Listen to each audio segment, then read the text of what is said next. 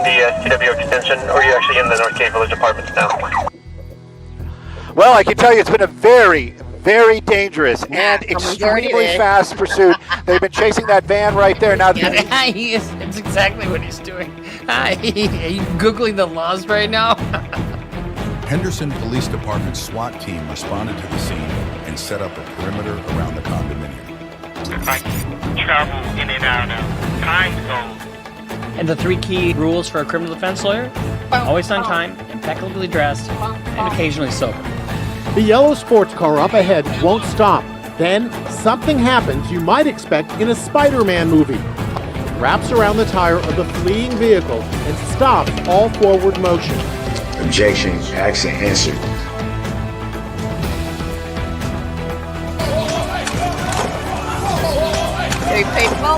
I mean, he leaps over the fucking bench. No, the thing is, that's my property. You have no choice. Actually, I do, because I found friggin' Xanax bars on your driver's seat. If you want to explain something, explain those. Cops get very frustrated when you don't answer their questions. No. Step back for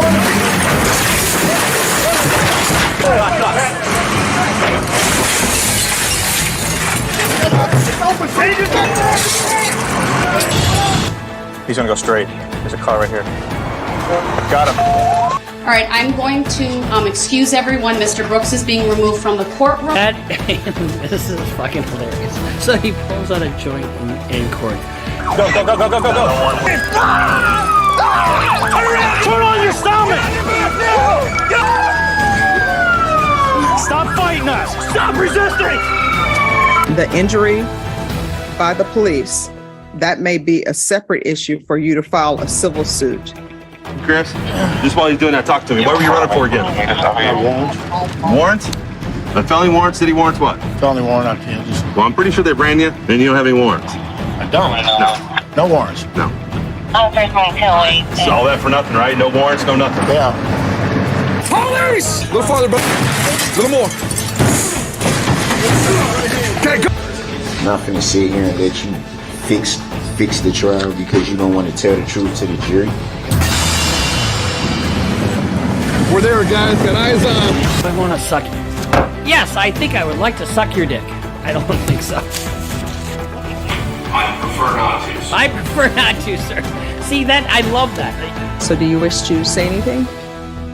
No, ma'am. All right, thank you.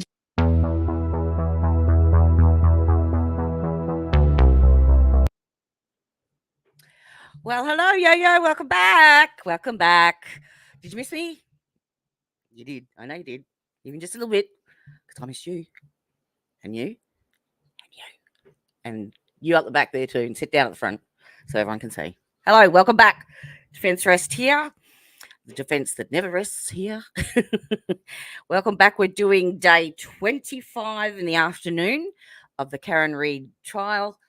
And we will be doing the full coverage of, or the recap of the coverage of day 26 as well.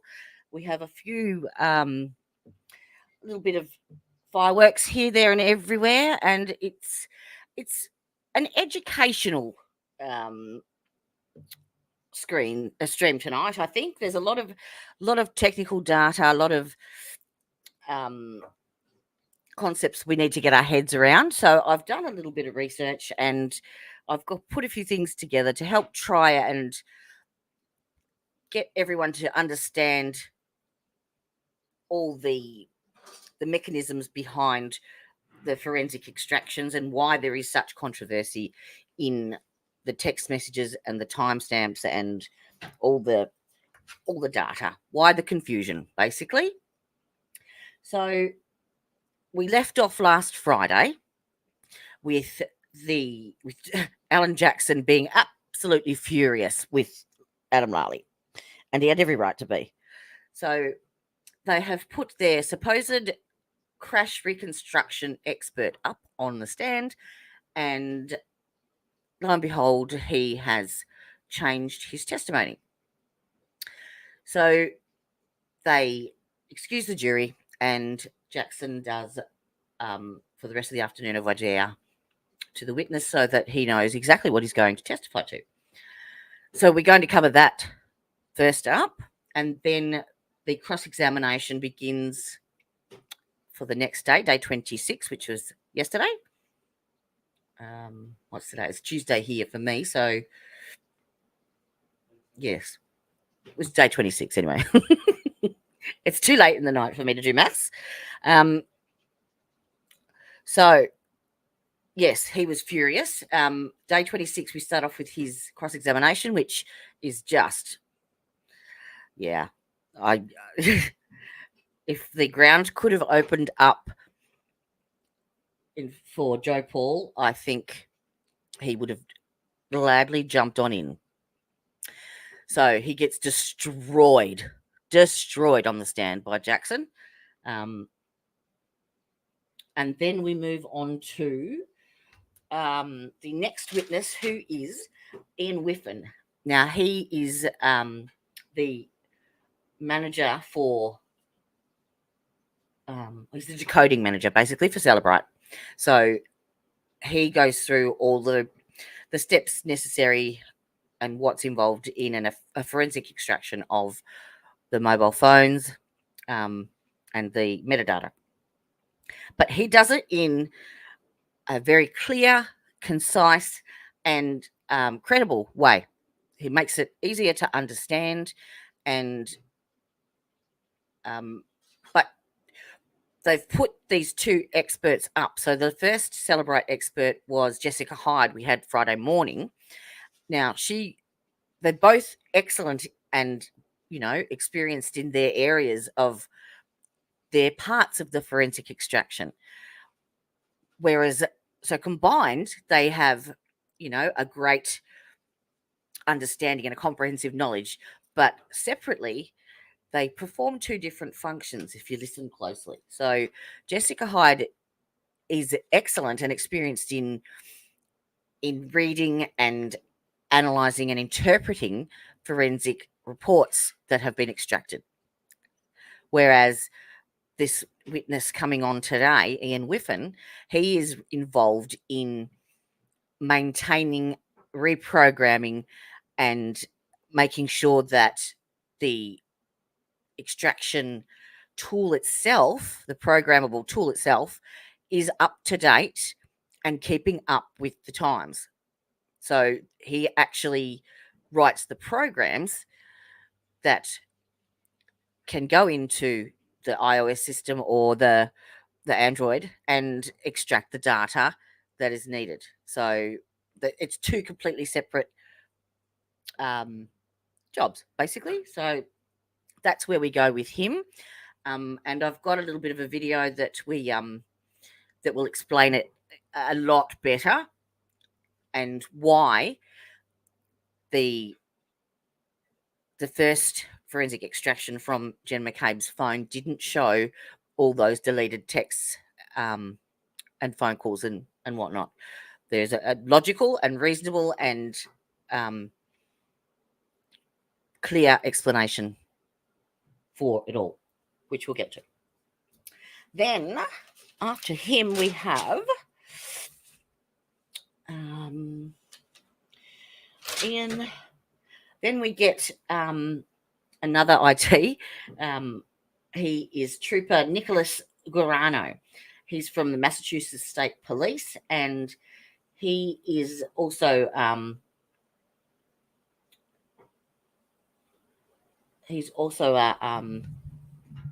forensic analysis, basically, so data analysis. And he was responsible for the extraction of data from Karen's car, basically, or the lack of extraction of data from Karen's car, because miraculously her reverse camera wasn't working. Funny that. It's only just a brand new Lexus LX 570, but anywho, all right, I think we should get into it. So we're starting off with the voir dire of the alleged expert crash reconstruction witness from the Commonwealth, Joe Paul. He is a state trooper, and let's have a listen to what Jackson's got to say. respect to have you had occasion to see a ring video from Mr. O'Keefe's house on One Meadows Avenue depicting the defendant or the defendant's vehicle backing out of a garage while snow was falling? Yes. Now, in addition to that, as you've already testified to, you made observations of the defendant's vehicle in the Canton Police Department garage on February 1st. Is that correct? Yes. And Your Honor, with the court's permission, may we play the video at this time? Yes. Your Honor, to save time, I'll stipulate to the video. I want to see it for purposes of this voir dire. And in fact, I'd like to see the version that the defendants have with the focusing in on the tire. Understood.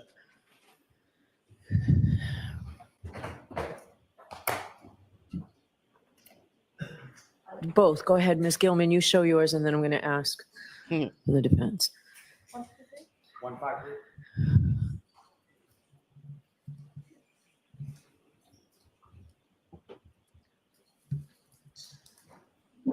So this is Karen backing out.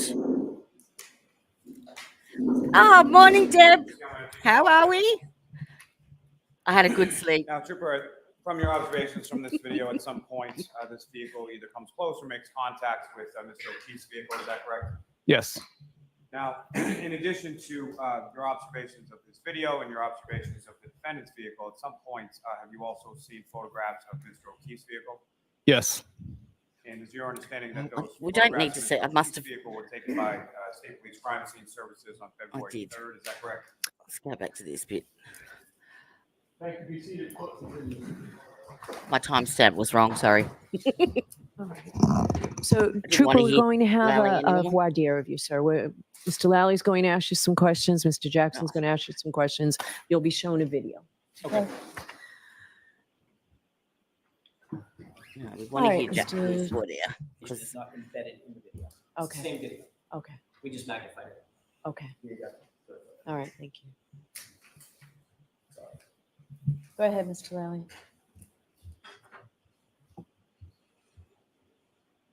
And Trooper, do you recognize what's up on the screen now? Yes. And what are we looking at, and which area of the vehicle are we looking at? It's the rear, sorry, John O'Keefe's car. The driver's side, is that correct? Yes. And what, if any, relationship does this Nice portion car. of the vehicle we're looking at here have in relation to the video that we just watched? It was faced, well, kind of you see it All right, from. what was the answer? I didn't hear you. Sorry, it was faced kind of the same way you see the back left rear corner of the vehicle as you do in this picture here. And Ms. Gilman, if I could have what's now been marked as Exhibit 559. Yeah. Get away from Lally. We've heard all this SUV before. Would match up with the Traverse, did you? No. Is that something that could have occurred or could it? Are we talking about the bumper? Yeah, we were talking about the taillight. So, one person at a time. You both are talking over each other. You started talking about the bumpers. Oh. Yes. You said, well, one has matte finish and one has glossy finish, right? Yes. And you said, well, you'd expect one of them to like slide off of each other, and they could have done it. I'm not laughing. Okay, I am. You have fun with that. Yes, you could have done that, right? Not slide off each other. You were suggesting versus that the Dane. two cars Oh, dear. wouldn't match up such that the taillight could make contact with any part of the Traverse. That's what you were suggesting. I'm saying it didn't match up because there's no damage to the Traverse.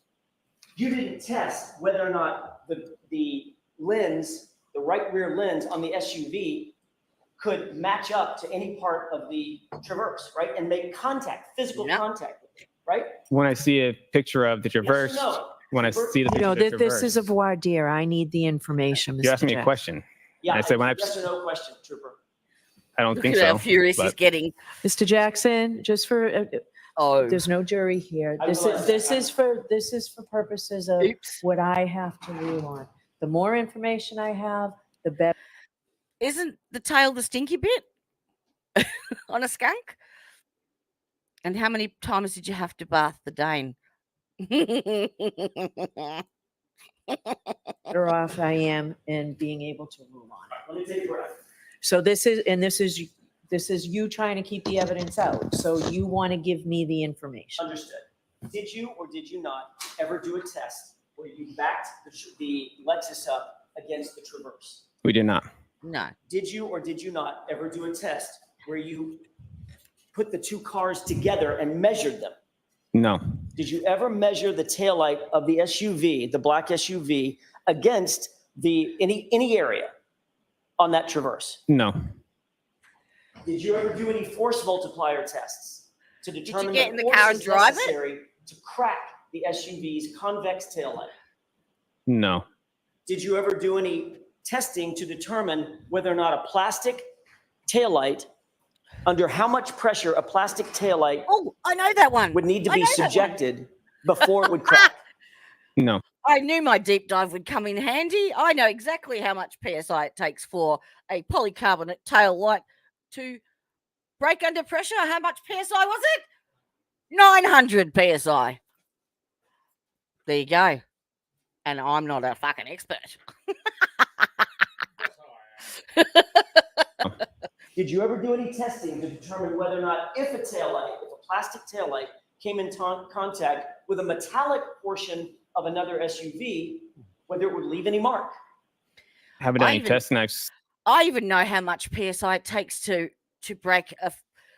fracture a human skull, because that's what I was comparing it against. And it's 1100, just FYI. Seen crashes where headlights have struck other vehicles. That's kind of where the experience comes from. Fair enough. But I'm guessing that those crashes are probably different speeds and higher speeds. Not this, right? I've had multiple crashes at different speeds. So have you ever had a crash where you've investigated, the Massachusetts State Police has been brought in to investigate a crash where the car was going in reverse at about a half a mile an hour? Half a mile an hour? Whatever that was. Are you saying the SUV Lexus is going half a mile per hour?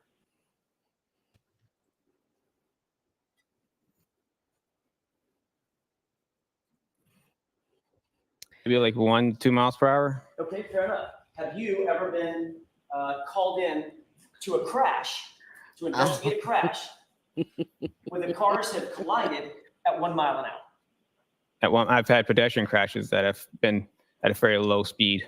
Okay, that wasn't my question. That wasn't my question. Okay. My question is, have you been called in to a crash involving two vehicles that have made contact at about a mile an hour? I have seen testing for vehicles at low speeds. So next time I have been called to a crash, I go to fatality crashes, but I have seen testing for vehicles at low speed impacts. Okay. Are you an expert or not here? You're not giving me any. I'm not feeling real good about it. Really? You can't answer concisely.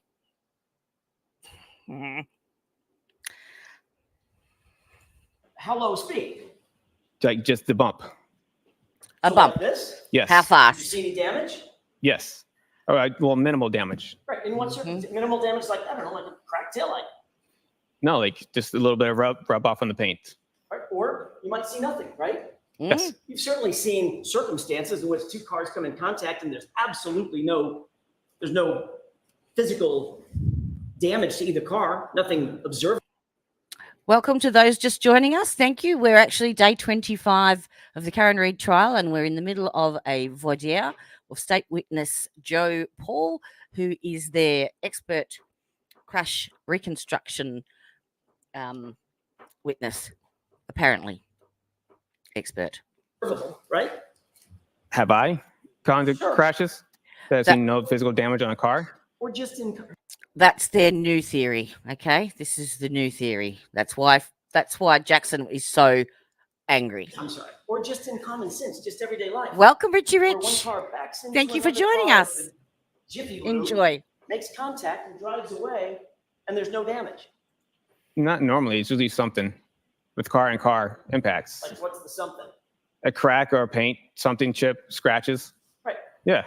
So if you put a piece of metal in that scenario, if you put a piece of metal, steel, right, against a piece of plastic, which one do you think is going to give way first? You'll still see some damage to both vehicles at a speed. Which one would give way first? Between metal, depends what speeds.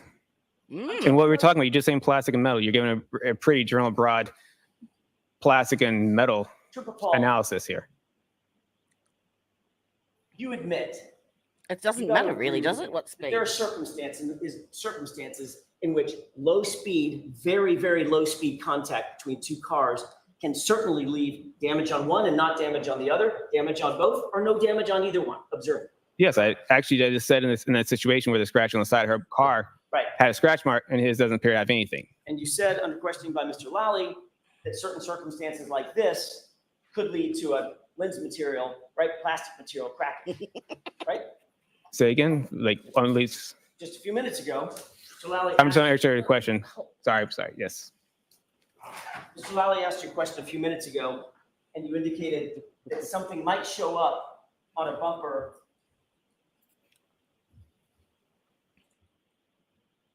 Something might, something might, like a taillight, might actually crack, correct? In a low speed impact.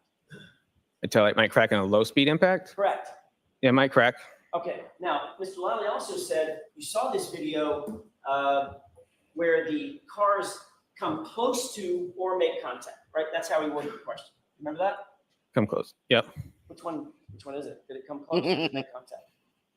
I said it might. I don't know if that scratch from the side is. It's something that's consistent with the height of the bumper. Like I said, I didn't measure them from side by side, but you can clearly see there's a scratch on the side, and that's something that looks like that would come back. So as I look at the bumper, and I see the bumper, and it has that little divot, and I look at her side of her car with that scratch mark, that kind of lines up a little bit of why that could be where that was from. I thought you said there was no damage on that car, on the Traverse. There is no damage, and that's why I went to why there's this two different paint materials there, that why one could have showed up on her car because it's that flat, the glossy paint on there, and it could have scratched on it, while you have something that's a little more rougher texture with like a flat, flat color on there that wouldn't leave on there. So you just described the circumstance in which two cars come in contact, you don't see any observable damage on one, and you do on the other. That's what right? Yeah, I suggested that when you asked me that a second ago. Yes. With regard to the video, let's get back to the question that I asked, which was, in that video, did the SUV come close to, or did it come in contact with the Traverse? Again, I don't know, because I'm saying based off the damage that is something consistent with that. So most likely it did come in contact with the bumper to bumper. Mm-hmm. But I don't know definitively, because there is no damage to his car, but it's something that could explain why there's a scratch mark alongside the right rear side of his car, her car. Did you see the tire move, sir? Did you see the wheel on the Traverse? In the video? No, I couldn't see the wheel move. Excuse me? I beg your pardon? I didn't see it move. If I did, I didn't observe it moving. If it moved, it moved. I didn't observe it moving. I wasn't looking at the wheel. When was the first time you saw that video? I don't really know. It's been. I can't decide if this is just ineptitude or if it's purely poor prepping or a combination of both. A while. Well, I don't know what a little while means. Like a year ago, I think. Okay. So you saw that video a year ago. Did you put anything about that video in your report, which is wherever it is, right here? I'm looking at your entire CARS report. Yes. Did you put anything in this CARS report about watching that video? No, because I watched the video like after the report was done, and I watched it first time on court TV. So he made some pretty charts though, like this. Yeah, that really don't mean a lot. And this one, but apart from that, didn't make a lot of sense. So who on court TV during this trial? Like prior no, when it was on TV at some point. I did my research on court TV. You testifying about this video. That was a couple weeks ago? I'm sorry, I couldn't understand. A couple of weeks ago? Welcome, Jax Lockhart. 2 weeks ago. 2 weeks ago. Couple. Two. Where did you two meet? At the DA's office. Yes. Was that at your request or was that at Mr. Lally's request? It was a pre-conference hearing. Or pre-trial Doesn't want to hearing. be there, does he? Sorry, pre-trial conference. Sorry. But it gets better. What's up? Yes. We're talking over I agree. each other. I'm trying not I to talk agree. over each other. I'm trying not either. Let's both try harder. Okay. Who set up the meeting? For my pretrial, Yes. Okay. Paul. Welcome. Adam Lally. Who was at the meeting? Everybody sitting right here, Lieutenant Tully. Lieutenant Tully, you, Adam Lally, Laura McLaughlin. I'm guessing Miss Gilman was not there. She was not there, correct? Did Mr. Lally show you this video at that meeting? Yes, Did he tell you that he intended to ask you some questions about this video at that meeting? yes. Did he ask you whether or not you could render an opinion as to whether or not impact you saw or lack thereof? whatever He the might case have an may be, opinion, but whether it's valid or was not. consistent or inconsistent with damage to the taillight? Yes, Did you tell him that you would give him such opinion if called upon at trial? yes. Did anybody take any notes? I don't know. Were you taking notes? Yes, Apparently, I wasn't aware of this at the time, but that question is pivotal because those notes can be called in as evidence. Where are those notes, Trooper Paul? I think I just, well, no, it's not on this specifically, but just, It's part of discovery. make sure I had, my everything checks and balance, and for what I want to talk about, what we're going to talk about. Make sure you had My what? checks and balances, sorry. Yeah, make sure we got our stories straight. Checks and balances. Just make sure I'm more on the same page of what we understand what's going on in the trial. You want to make sure that you're on the same page with Mr. Lally about what's going on in the trial. Yes, Did Mr. Lally take notes? I have no idea. You were watching him. I mean, was he writing something down? I wasn't paying attention to his note taking. Ms. McLaughlin was there. Was she taking notes? I don't know. You didn't see her either?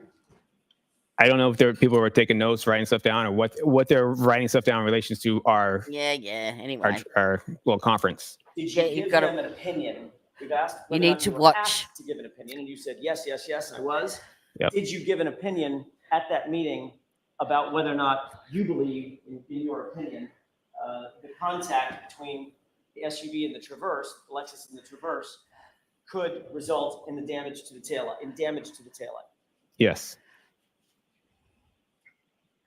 What did you tell him in the meeting? what we talked about already in the stand here. Okay. So what you related to him was exactly what you've relayed in this court. Yes, All right. And he he told you that he was going to ask, I'm going to ask you to look at the video, correct? yes. You're going to be asked a series of questions about that video, correct?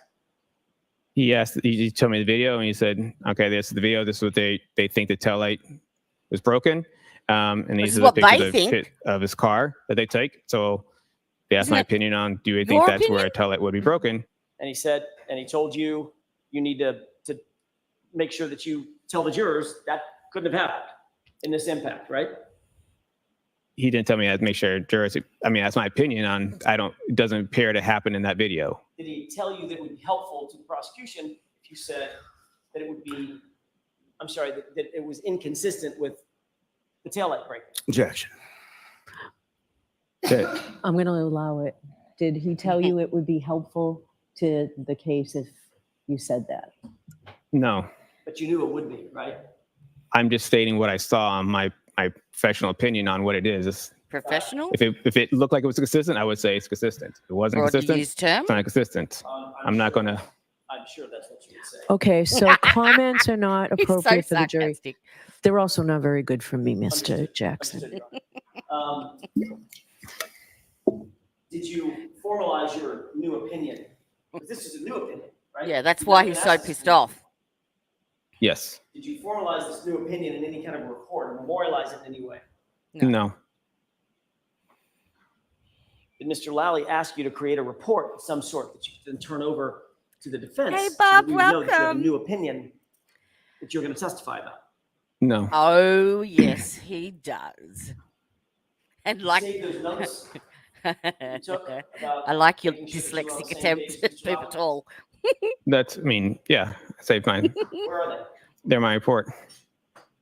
They're in your report? Yeah. As I was writing a report, I just kind of highlighted stuff that I I just want to make scribbled sure it down I because, that's what I memorize do and as a remember my professional report. expert. Okay. I got I'm my talking crayons about out. notes specifically about this video, seeing this video and rendering a new opinion about this video. Then I No, couldn't I didn't find have a notes white out. specifically about this video. I I didn't write anything down saying I must But do this on I this wrote the video. heading in capital letters. All right, enough of this crap.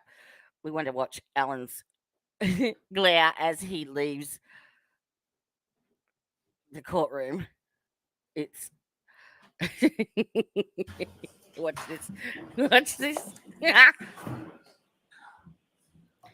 Ready? If looks could kill, they probably will. Yeah. So he had to go, hey, Gabby, how are we?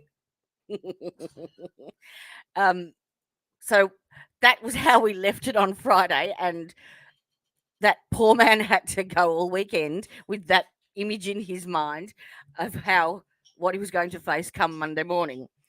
So, yes. So the rest of today, basically, Alan Jackson has a bit of a go at Lally and complains that, he's always being ambushed with new evidence and changing testimony and all that stuff, which he had every right.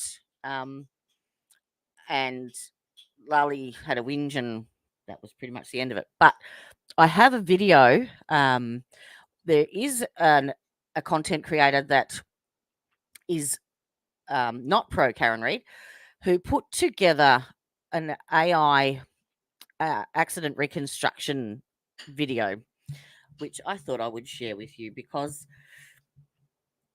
in my opinion, and it's my opinion, if you're going to create or recreate a vehicle pedestrian accident reconstruction, you would probably need to make sure that all the elements meet the evidence, circumstances, just, but anyway, you can make up your own mind. Let's have a look. And the music, I apologize, it came with the video. It's not me.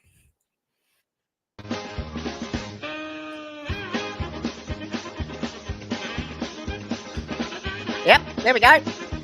Because that's exactly what happened right there. Jesus Christ, man. Watch it again. So remember, this expert testified that he knew he could identify the impact zone by the lateral projection of the 4 pieces of tail light in the directionality of where the was the final resting place for the decedent. Okay, so he could then determine where the impact zone was. Now, this video, even when this expert states that John was found 9 feet from the curb, or 9 feet from the impact zone, okay? Given all of the speeds and all of the, numbers in his charts and all that stuff. So pretty much 90 degrees in from the curb, 9 feet from the impact zone, in linear line with the 4 projected taillight pieces, and on his back. But they're saying now that Karen approached on an angle because she was doing a 3-point turn. So that would have propelled John around almost like in a pirouette fashion. And that's how he caught his arm on the tail light and spun and flew in the air 9 feet. So even this AI reconstruction, he's right on the curb. He's not even 9 feet away. And the other thing to note was, oh no, actually, I'll wait. Remember that information when we get to his cross-examination, because the fire hydrant and the flag are very important. We'll play that one more time. Let's go Benny Hill. Yep. There we go.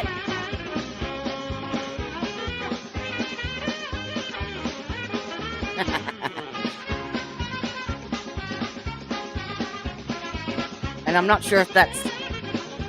I don't see a shoe coming off. I don't see a hat. Is that glass in his hand? Not quite sure. But anyway. What's that? What am I missing in chat? Yes, send them to my house. I need all the help I can get. Oh, dear. Sell George for cleaning, ladies. Trooper Paul said the tail light struck his arm and turned counterclockwise, but it would have turned him clockwise. Yeah. That's why Jackson was so mad on Friday. You know, he is constantly getting ambushed with new material and new testimonies, and yeah, but it's okay. He gets his back. And why have I queued that up to? Oh, Lord. Bear with me 1 second. We queued to the wrong section because we are spastic. History.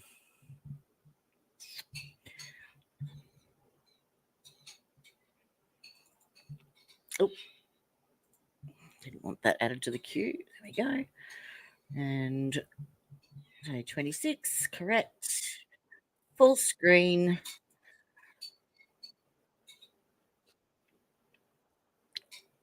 And share. Sorry, ladies and gents. Was that the right? Yes. Sorry, I had Brandy queued up for there were two the next part. events that occurred within that trigger, within that mileage. Is that correct? Correct. And based on your analysis with respect to the odometer readings and the mileage, where is it what is your belief as to where the vehicle was when those two events being 3-point turn and the backup straight for approximately 60 some odd feet? Where did those occur within the travel path of the defendant's vehicle? So the first one where the 3-point turn, in this case, it appeared to be possibly on to, it was a Cedar Crest, which, because we know based on testimonies that she missed the exit to Fairview and had to make a U-turn onto Cedar Crest. And that would make sense to why they would occur with close proximity to each other. They're within the same odometer mileage and on the same key cycle. Come on, get to Jackson. We don't want to hear Lally. 24.2 miles per hour in this case. What, if any? Come on. On Fairview Road, in Area 34, Fairview Road. Yeah. It appears there. So, Sorry, I'm trying to oppose it. You know what? I don't, Mr. Lally, break this down. Ask simple questions. On Fairview Road, in Area 30. What, if any, conclusions did you come to? What, if outbound any, traveling education north. have you had with crash A higher acceleration when. Sorry. The vehicle accelerated at a high rate of speed before she struck the pedestrian John O'Keefe on the roadway and subsequently left him at the scene. And with respect to the backup safety system that you observed in this vehicle and made use of in the course of your visibility analysis, what, if any, role do you, is it your opinion that played in how this crash occurred? Based on the visibility analysis.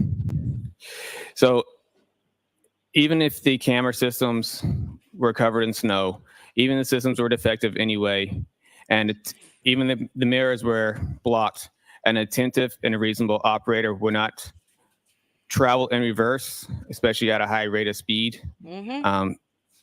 They would have cleaned the mirrors off. They would have made the cameras and systems, if they worked, they didn't work. They would have done all this.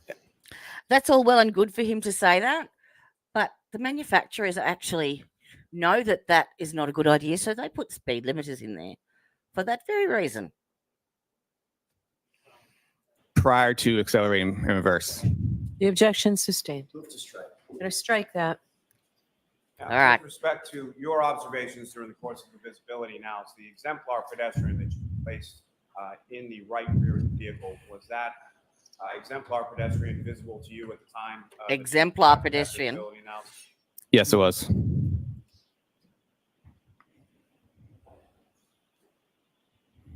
All right. You want to see something funny? Check this out.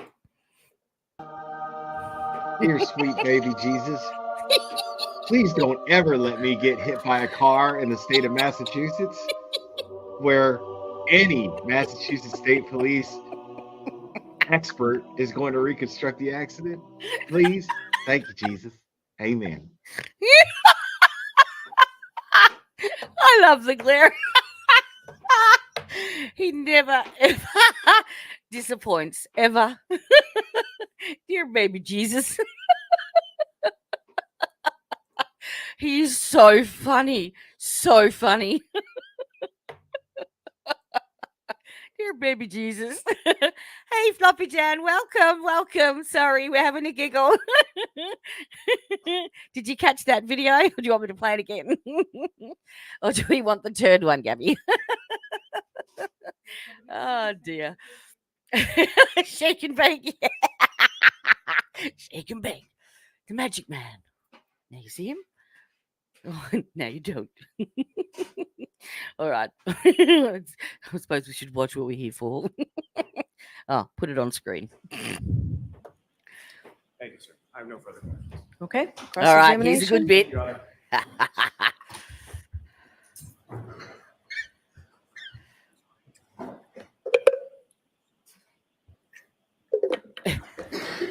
So do you have any, do you hold any degrees in the scientific discipline of mathematics? Nope. I do not. Do you hold any degrees in the scientific discipline of physics? I do not. Nope. Any degrees in the scientific discipline of biomechanics? No. Nope. How about in engineering? No. No. How about in kinematics? No, not No. in what? What's the highest degree that you do hold, sir? I have an associate's degree. In what? Administration of justice. Administration of justice. Administration of justice. Mm-hmm.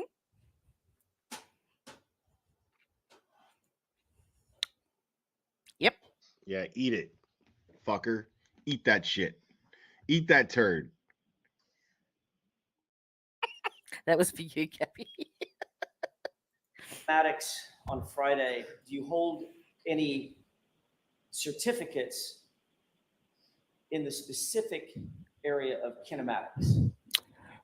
Yes, it's covered in the basic crash investigation classes. Okay, so you took a class, in other words, correct? At multiple classes. Multiple The classes. idea of what kinematics is, right? Correct. You testified about that on Friday. Yes. Define kinematics. It's yours. It deals with the aspect of motion. It's a The subfield aspect of of what motion. broader field?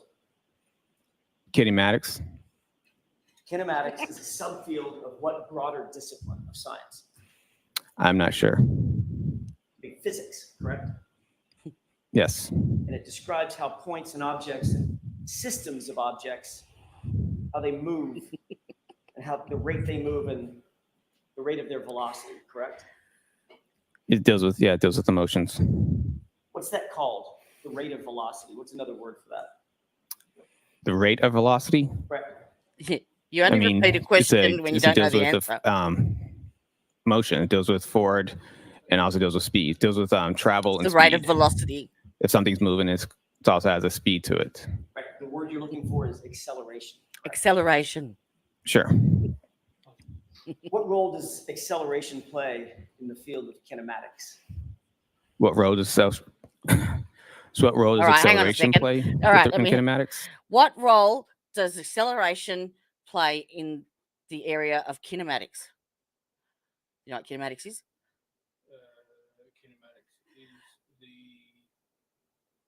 I'm just doing an impromptu poll on an expert testimony to see what the comparison is. Kinematics is a term I've never heard before. Oh. Okay. No. I can't even remember the definition he gave. It's to do with movement and some crap. Well, why don't you just talk shit? Yeah. It talks about, like you just said, it talks about the speed and talks about motion. Is kinematics also known as the Oh. geometry of motion? Don't worry. I've not heard I don't that. do math at all. What's the difference between constrained and unconstrained motion? Constrained and unconstrained motion. That's what I asked. Constrained motion. I can't recollect at the moment. Constrained motion is motion on a predetermined Yeah, path. I see. Next 3 days. Oh, Yes. you poor thing. Unconstrained motion is what? When it doesn't have a predetermined path. Free movement, correct? Correct. Good to remember that from your class. For the most part, we don't go that in depth, constrained and unconstrained. constrained, unconstrained, not restrained. That's what I said. Sorry, unconstrained. Yes. Gabby, it was Kinematics 0 uses degrees here algebraic this morning. formula to model these motions, right? The motions of these points and systems of points, correct? Yes. And it includes concepts like displacement and speed, velocity, distance, acceleration, which we've talked about, correct? Correct. And it looks at how these things, these values vary over a point in time or duration in time. Is that right? Yes. Do you actually understand the physics behind the study of kinematics? Yes. The word you learned in class. Yes, we had to go over the physics part of it. So condescending. On Friday, you said that this incident is a pedestrian strike from a vehicle. You reiterated that again this morning. Is that right? Correct. I want to be clear. That is your opinion based on your training and experience, correct? Yes. And on Friday, you said you based that fact, or you based that rather opinion on the fact that you noted a half-mile-an-hour decrease in speed and a steering input of less than 10 degrees at some point in that reverse motion, correct? I said it was consistent. That data point in general was consistent with something that you would see within data of a pedestrian strike or striking something else. I do go in my report saying I can't say that's definitively where a pedestrian was struck, but I'm sorry, I can barely. it wasn't definitively. Sorry, in my report, I do say I can't say that is definitively where the pedestrian struck. You cannot say Definitively, yes. Okay. So Definitely. you're going to have to slow down and speak up. Definitely. Okay. All right. You said, I just want to You make sure can't I'm say hearing you definitively. correctly. He I says apologize. definitively. Okay. You said you cannot say definitively that that resulted in a pedestrian strike. That data point within the text stream data is what I'm talking about. Okay. That specific point, that time frame. Because there's a multitude of reasons why when someone is driving in reverse, they might slow down by a half a mile an hour, right? It's when I say when it's consistent, it's because there's the other aspects of it is the fact that the accelerator is consistently strong. Let him answer. Finish your answer. So the accelerator or wet, Bob. is consistent at a constant rate, and then it just drops by half a mile, and the steering wheel all of a sudden abruptly goes to the right. That's what I'm talking about when I say it is consistent with a pedestrian strike. That's something that you would see. It's not going to be a huge change of speed during this collision. You also note that at the time, it had begun to snow, correct? Yes. There would be snow on the lawn, right? Yes. Correct. There would be snow on the cars, Yes. snow on the trees, Yes. snow on the roadway. Yes. Birds on the bees. Snow on the roadway could impact how tires move over the roadway, correct? In a way. Traction. And obviously, there are a multitude of reasons why somebody might input a 10-degree. Bob, you'd know all about black ice, wouldn't you? That wouldn't have any effect on the speed of a motor vehicle traveling on asphalt. None. Input on a steering wheel, correct? Correct. That's why I said I couldn't definitely say it. Right. Definitely so say every it. time somebody slows down, going in reverse or forward, and introduces a 10-degree input on the steering wheel, doesn't mean they're looking to hit a pedestrian, correct? Correct. You testified that you determined the area of impact. I know by you did. And Basically following, if I heard your testimony correctly, basically following the debris field from the body from where you believed John O'Keefe's body's final resting place was, almost linearly to the furthermost piece of debris that was found. Did I get that right? Yes. In other words, you established what in your mind. yeah, this is important. This is the impact zone. Was his final resting place. And what you were told was the debris field. And you indicated that the furthermost piece of debris would basically be the area of impact, right? It's within that line. I didn't say that is the area impact where the furthermost piece of evidence is. All right. It's just the linear, like you said earlier. It's that linear. We're throwing that path. That's the path that he traveled post impact with the vehicle. And that is on which that fact that you stated is on which what you, it's a terrible question. That's the basis for your opinion of where the area of impact is, correct? Yes. Let's take a look at exhibit, with the court's permission, 587. His apparent opinion. He's not really sure about it. If I may approach Your Honor, just for. Okay.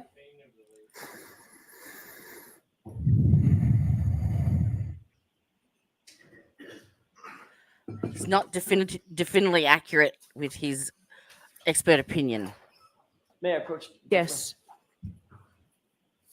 So you can see it. Your Honor, may we publish exhibit 587? Yes.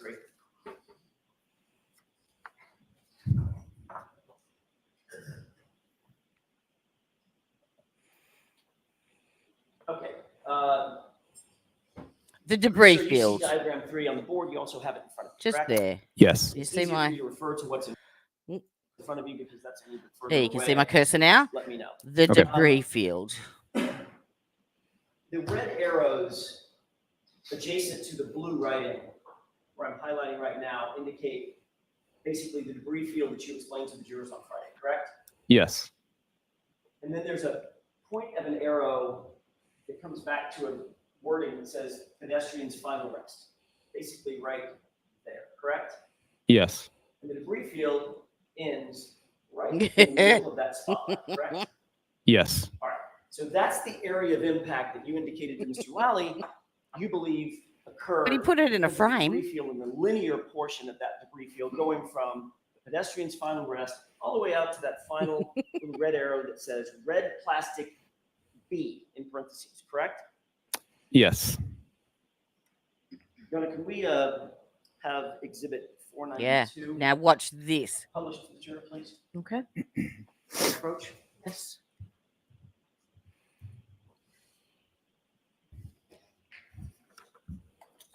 Just when you think he couldn't get any more silly, inaccurate. While that's coming up,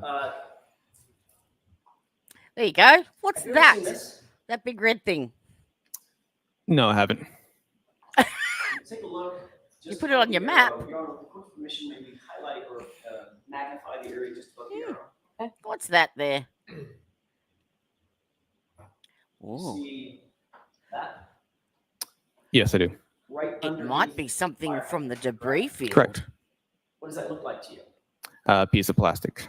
It's debris, correct? Correct. Can we go back with the court's permission to exhibit 87?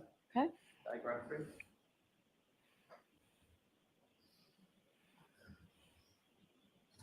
You see the fire hydrant? Yes. Right down the bottom there. Ooh. Fire hydrant's right there, correct? Correct. That's another, according to your scale, that's probably a good 30 feet from the pedestrian's final rest, correct? Yeah, that's about right. So that is the furthermost in this diagram, the furthermost piece of debris. on the Yeah, diagram, so correct? if you look at this map on the bottom left-hand corner here, if you can see my cursor, oh, not doing that, underneath my cursor before it goes onto the timeline, but that box there indicates 20 feet as per the scale of the drawing. So if you apply that scale from here to here, that's where he's getting the 30 feet from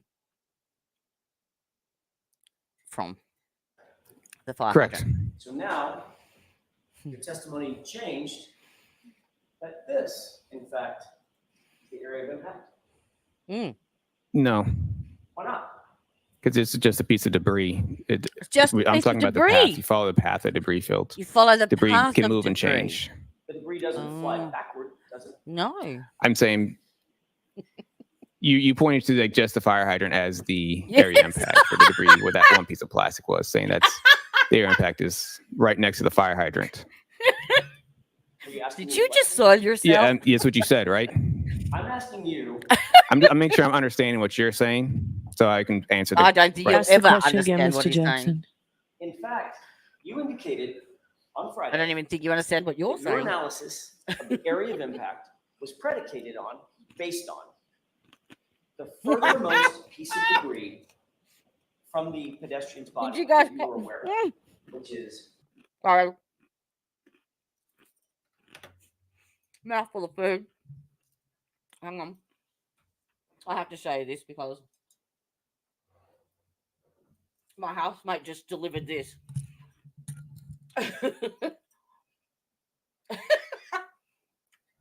Different snacks. But did you notice what Jackson just did there? I missed it the first time around. Let me play it again. The air impact is right next to the fire hydrant. Are you asking me a question? Yeah, yes, what you said, right? I'm asking you. I'm making sure I'm And I'll understanding point what it out you're when he saying, says it again. so I can answer the right. Ask the question again, Mr. Jackson. In fact, you indicated on Friday that your analysis of the area of impact was predicated on. Your analysis of the area of impact was predicated on, and then he changed it to based on. In other words, he dulled it down. The furthermost piece of debris from the pedestrian's body that you were aware of, which is right there. Red plastic bead, correct?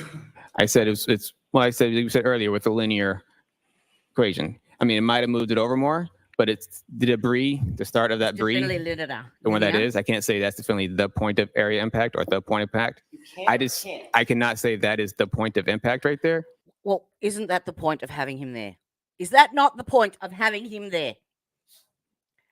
To have an expert witness, you want them to be able to definitively say that there is the point of impact. And this is why. Isn't it? Or is it just me?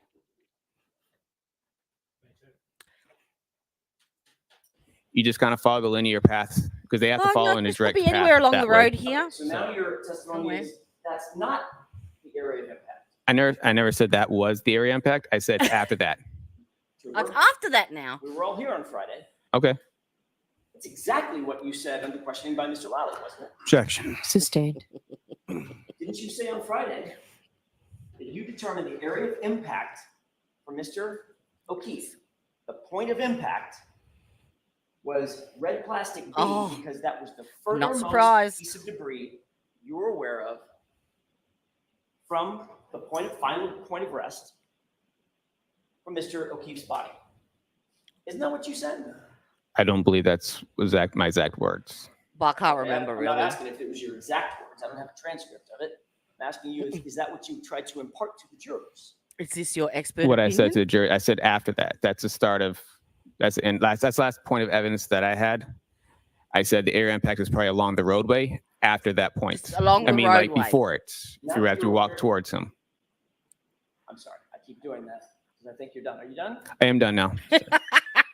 Now you're aware that there's a piece of debris, looks like taillight material, right under the fire hydrant, correct? Correct.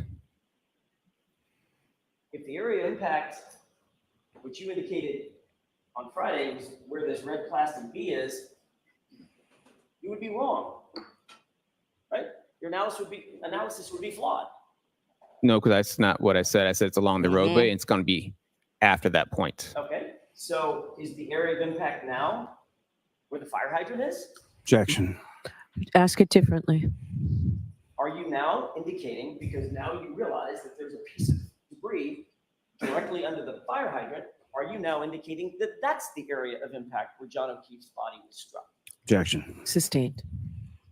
You would have had to have paid a shit ton of money to get me to look like a dickhead like that up on the stand. With the court's permission, 279. Okay.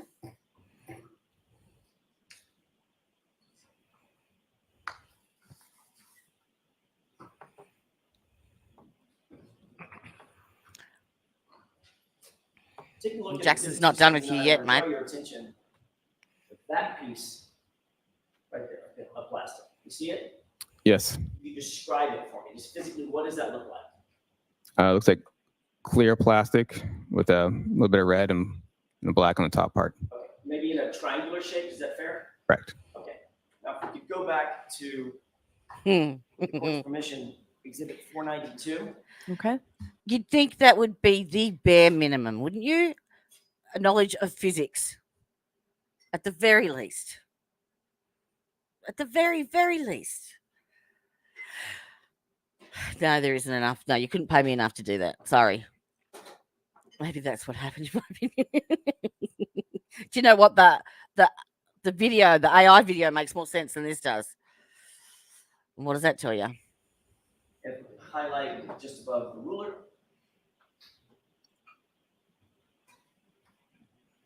How would you describe that piece of material? It looks like the same piece. Does that, based on that, does that appear to be part of the debris taillight material that was found at the scene? Correct. Okay. Now, based on that, are you now suggesting, if we could go with the court's permission, if we could go back to 587? I'll stop jumping around just a second. I think we okay. Just get back to 587. Oh, sorry, the diagram. Thanks. Okay. Now, seeing what you just now seen in terms of that piece of plastic that appears to be from the taillight, does that appear to be under the fire hydrant, which is highlighted? Hello. Same piece. Yes. Okay. Based on that, does that change your opinion? Is that now the fire hydrant now the point of impact? No. Where is the point of impact now? It's along the roadway. I don't know the exact point of impact. Can I? So you don't know the area of impact? I said the area of impact is along the roadway after the debris. Thank you. Okay. I mean, the only thing it would change, only thing it would change is maybe it was a little further away. But besides that, it's still, Hello, Finny. it's a linear field. I'm not talking about like one point. It's you kind of follow the middle of the debris field, and that should be the path. Well, if the point of impact is along the roadway, where along the roadway, you can show the jurors where along the roadway, in your expert opinion, is the point of impact? It should be within, if you follow from pedestrians, find a rest here, just kind of follow back. That would be, that's what I'm talking about, linear field. I can. So now you've indicated an area, I can follow your laser pointer, an area along here, correct? Yes, somewhere in there. All right, if I have my spotlight, is that, if I leave it right there, is that about where the middle of the spotlight, about where you believe? He's just off the camera. It's within, I guess you can say it's within that area. I don't know, definitely there's nothing on the roadway that has a definitive point that says this is the area impact right here. It's within the roadway based on the evidence at the scene. Okay. Mr. Paul, sorry, Trooper Paul, I'm asking you, based on your expert opinion and your conclusions, based on your full analysis, all that effort for him. point me to No, within he's that not. area Thank you. 5 feet or so on the roadway where you believe the area of impact is my. I wish I could do a poll, but I don't think you can unless you're monetized. It doesn't allow me to do it on here, but yeah. I reckon under an hour. Under an hour. What do we all say? Under an hour for the jury? Let me know what you think. I would have said directed verdict by now, but I don't think Bev's going to go that way. She's all in now. Is my spotlight basically highlighting the area that you believe, in your opinion, is the area of impact? You have that laser pointer? I do. Why don't we let him show you? It'd be easier for the jury to see. So what I'm trying to say is, so sorry, I just got you follow attacked the by linear kitty cats. path back around this area. And sorry, I'm trying to keep it straight as much as I can. Yeah, your hand's shaking follow too back much. to here. I can't say like if this is definitely is, but it's possibly based on also vehicle damage to the back of the vehicle. So hey, Angela. if you follow all the way back to here, that could be a possible area impact. Now, Angela could do a way, way better reconstruction than this. Way. So when you say that area there, just I want to be very clear for the record that what you highlighted is an area basically just to the left of an X that's on the roadway. on the bottom of diagram 3, toward the lower part of diagram 3. It's Correct? you would use your circle almost to kind of be a good area around. Sorry, You can use a circle around here. This would be around the area. Okay. Okay. So using your scale, that scale is going from full left to full right. It's plus or minus 40 feet, right? Switch. Can't see it. So say again. Say the question. That scale is 40 feet. Going full left, full right, 40 feet. It's 40 feet. It's a 10-foot scale. Okay, sorry, 20 feet. My mistake. I was okay. Eyes are terrible. 20 feet. Thank you. All right. So if you use that scale, can you estimate for the jurors? I'm just going to use this X as a starting point. You estimate for the jurors from this X that I've highlighted. The pedestrian's final rest. What's that number? Doesn't have to be exact. Give me an estimate. So, I mean, it could be within 30 feet because I tell you this. Also on my scale, this 2 and 3 is 50 feet from each other. Is how much? 50. Okay. 50. 50. So would you agree that from this X, The best I could do with down for a here, poll. pedestrian's final rest, as the crow flies, that's probably a good 35, 40 feet. I mean, I could try to use the scale, but it is a scale. If you wouldn't mind. I sent you the link. I sent you the email, and you didn't come. Yes, please.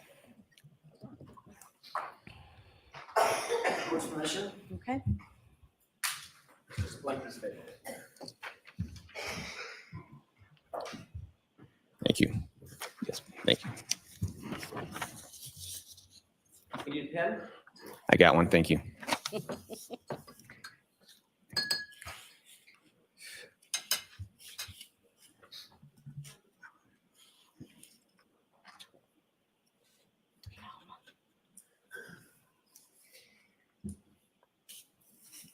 Stuck one in my gob and then I have to speak.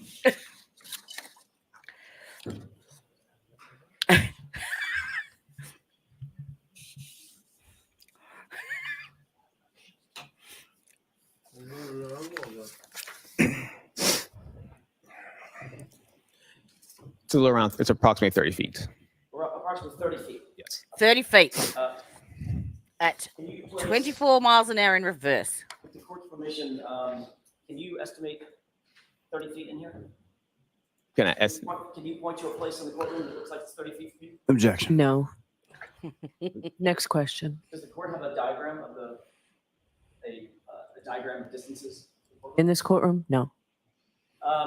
Well, you indicated no, maybe just not. now- I mean, yes, it was inappropriate. It was unprofessional. It was disgusting, but it still doesn't prove innocence either. But they haven't proven guilt beyond a reasonable doubt either. So, yeah, all of this is, to me, is just BS because, anywho. Now, and I'm finished with this. Thank you. Thanks. Oh, You indicated just now. yeah, I did. I in promise I did. Answer to Mr. Lally's last couple of questions. That in your expert opinion, when the SUV struck pedestrian John O'Keefe, he Yeah. was, quote, projected forward and to the left to the front yard to his final place of rest. Well, AJ, can you imagine the uproar? Can you imagine the uproar if they don't acquit her? I mean, you can already see the division in Canton and the protesters outside of the courtroom every day. Can you just imagine? Just, yeah. Yes. So you're. Oh, I know. I know. Is it John O'Keefe And hit adamantly. the SUV and flew? And I'm more than happy to listen to that theory and have you try and convince me based on the evidence. I'm open to all that. But as far as I can see, there is nothing that convinces me or proves beyond a reasonable doubt anything with her charges. Nothing. 30 feet. Projected mean like I don't say he flew all the way there. He was projected way. We argue over the definition of projection and flying. Got pushed forward in that direction. Which he was rendered incapacitated, landed there, and had to sort of fly there, correct? Didn't walk there. I mean, would you definitely flying like literally off the ground the whole entire time, or? Well, isn't that projected? I mean, he got. Same, when we say projected, we mean he gets projected, and they usually have a landing phase, and they land, and then they either roll or tumble to final rest. Okay, how far do you think he landed? How far was it until he landed of that 30 feet? I don't know. There's no indication of where his exact landing spot was. Is there any evidence whatsoever that he landed and rolled? And there was no evidence that he landed or rolled. Rolled. According to you, the evidence that you have in front of you is that you get hit, fly 30 feet, land where he ended up in his final rest, right? Objection. Sustained. Ask it differently. Based on your expert opinion. He's making it up as he goes along. You believe that he was projected through the air to his final rest place. That's not what I was saying. But you said there's no evidence that he rolled. And there's no evidence that he flew through the air either. Exactly. Right? Exactly. Objection. Sustained. See the smile? You said on Friday that in your experience, people tend to lose objects that are not strapped to them. Is that right? Yes.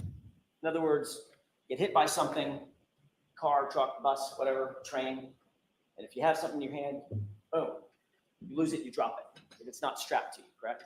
Correct. How do you suppose that Mr. O'Keefe, in your opinion, held on to that glass cup that was found right next to him over the course of 30 feet being projected? Objection. Mobile phone. I'll allow it. Do you have a theory on that? I don't know. I mean, it just could have been with him the whole way. I don't know. I wasn't there, so I don't know how the glass stayed with his body. I don't know. I wasn't there. With him to the final rest. I don't know. I wasn't there.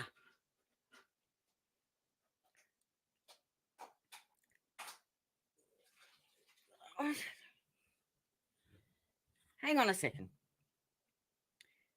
A crash reconstruction expert. Isn't that the definition of recreating something as if you were there so that you could show what happened, how it happened? Is that not what an expert is supposed to do? You don't just go, oh, I don't know, I wasn't there. Yes, Bob, they did. It was in the bag with the jeans. He held on to it the entire time he was being projected. Right? It's possibly, it could have been in his hand. It could have been tucked next to his clothing. Did you say tucked into? I mean, like, could have been next to his body. So when he projected, made the glass was with his body as it was also flying. So there's a number of reasons why the glass, because it also got projected with the body. So you could actually do a simulated reconstruction, Angela. Is that what you're saying? I can't get onto my emails while I'm streaming. Sorry. Unless I find my phone. Cool. That sounds awesome. Well, while he was holding it. You said on Friday, I fell down the stairs once and didn't spill my beer. Yes, but not everything it tends to fly off. I mean, some stuff flies off, some stuff will stay on. It's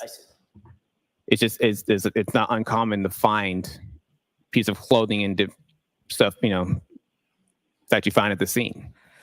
Like my issue, Angela, is that they're saying that they reversed into him at 24 miles per hour, but he projected almost a 90-degree angle off the curb at the minimum of 9 feet from the curb, but apparently he can fly 30 feet now from the fire hydrant.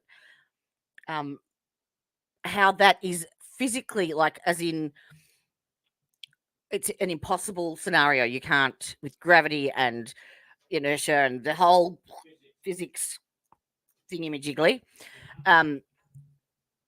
it's not actually possible. That's what I'd like to see. like clothing, like shoes. I mean, like shoes and stuff like that to come off the body. Yes. During a pedestrian crash. Do it, Angela. I know. I'm just saying. You asked me. You said what I'm just responding to what you said. And we'll run it on a string. And try to make sure you understand what I'm saying. No, I don't. But did we all catch that? Sorry. I just hit myself in the head with the microphone. Where are we at? 40.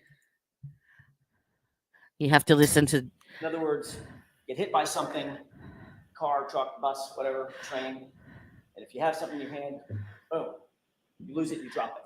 If it's not strapped to you, correct? Correct. How do you suppose that Mr. O'Keefe, in your opinion, held on to that glass cup? Oh, I've gone too far back again. My pointer's too big. I can't get it accurate. Jackson. I'll allow it. Do you have a theory on that? I don't You have a know. theory on He just that? could have been with him the whole way. I don't know. I wasn't Hypothesis? there, so I don't know how the glass stayed with his body and went with him to the final rest. So I mean, it's just common sense. You have to believe it was in his hand. He held on to it the entire time it was being projected. I don't think there's been a great deal It's of possible. common sense. It could have been in his hand. It could have actually, been in this whole tucked next entire to his trial. clothing. Could Did you say tucked into? I mean, like could have been next to his body. So when he projected, maybe the glass was with his body as it was also flying. So there's flying no now. reasons why the glass, because it also got projected with the body while he was holding it. I thought you said on Friday, and you just agreed with me, that people drop things when they're hit. Yes, body think not everything it tends to fly off. I mean, some stuff flies off, some stuff will stay on. I see. It's not uncommon to find piece of clothing and stuff, that you find at the scene. Like clothing, like shoes, like shoes and stuff like that to come off the body during a pedestrian crash. Well, that's not what I asked. I know, I'm just saying, you asked me, you said what I'm just responding to what you said. Wait for it. And trying to make sure you understand what I'm saying. That bit. No, I don't. But I'm trying to make sure you understand what I'm saying. And Jackson's, no, I don't. shoes are strapped on by definition, right? Yes, but it's very common for shoes to come off. How about a cell phone? Cell phone, yeah. Yeah, it depends. Not Depends on where it is. Well, it was under his body. Okay. Okay. How do you account for that? He held onto his cell phone with one hand and held on to the cup with the other. Jackson. What about the lacerations to his arm Ask it differently. and the back of his head? The cell phone was found under his torso, under his body. What's your theory on how that cell phone ended up flying 30 feet with it? It just did. Just did. And somehow, as he landed, tucked that cell phone underneath his body so he landed on top of it. It just did. That's the evidence at the scene. I didn't put the evidence there. So That's ironic. I didn't put the evidence there. Jurors, Somebody I've did. told you before, lawyers cannot make Jackson comments, got it. So disregard it. Mr. Jackson, don't do it again. I understand. You understand, but don't do it. Your answer is always, I understand. Don't do it. Yeah, but how could you? I couldn't stop myself either with that. Cup in the other hand. Flew through the air.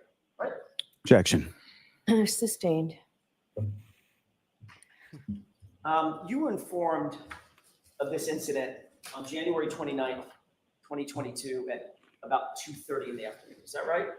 yes, At the time, you were working out of the CARS facility, which is located on West Grove Street in Middleborough. Is that right?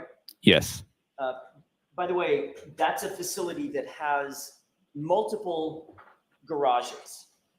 Sally ports, I don't know if they're called Sally ports, but garage bays, correct? the mechanic shop are there.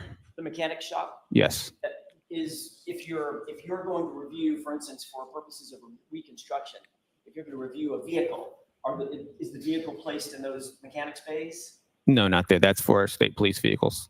Okay, so where are the mechanics bays? Sorry, reverse that. Where are the Sally ports where you do your analysis, your reconstruction, your review of the vehicle, inspections, things of that nature?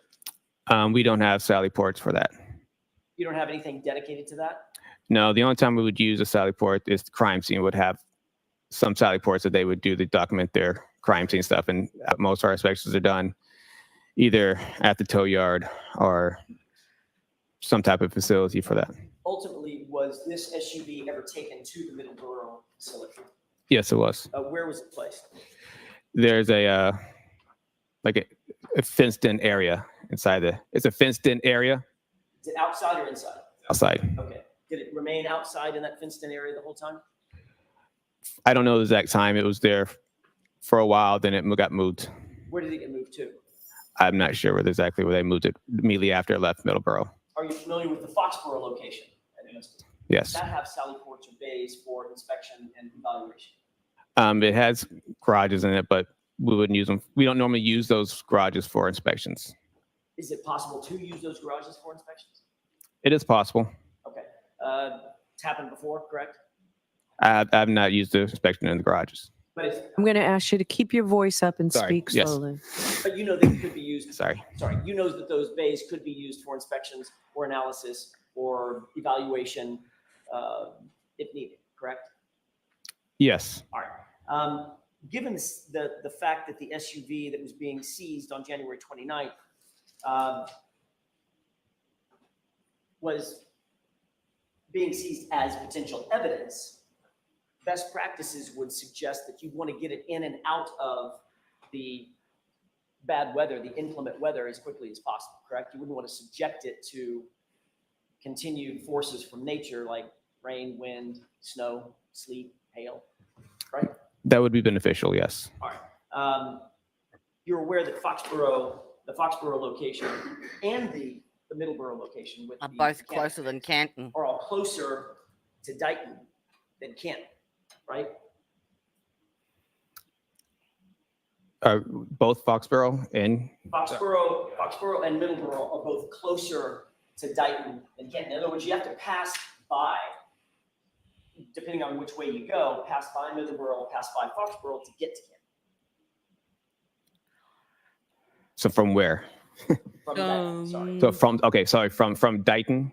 Where the vehicle was seized. In Yeah. Dighton, all going toward Canton, you pass by either Middleborough or Foxborough to get to Canton. Right? I don't believe you'd pass by Middleborough to get to Canton, but you've passed by Foxborough. All right.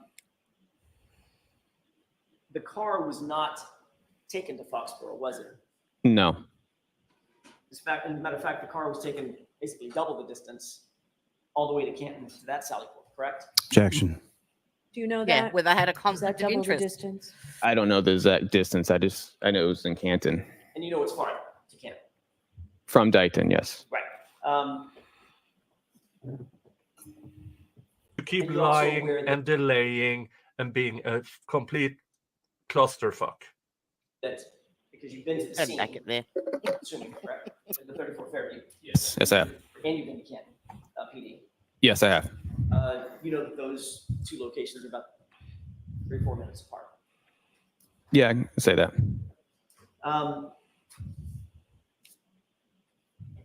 When you started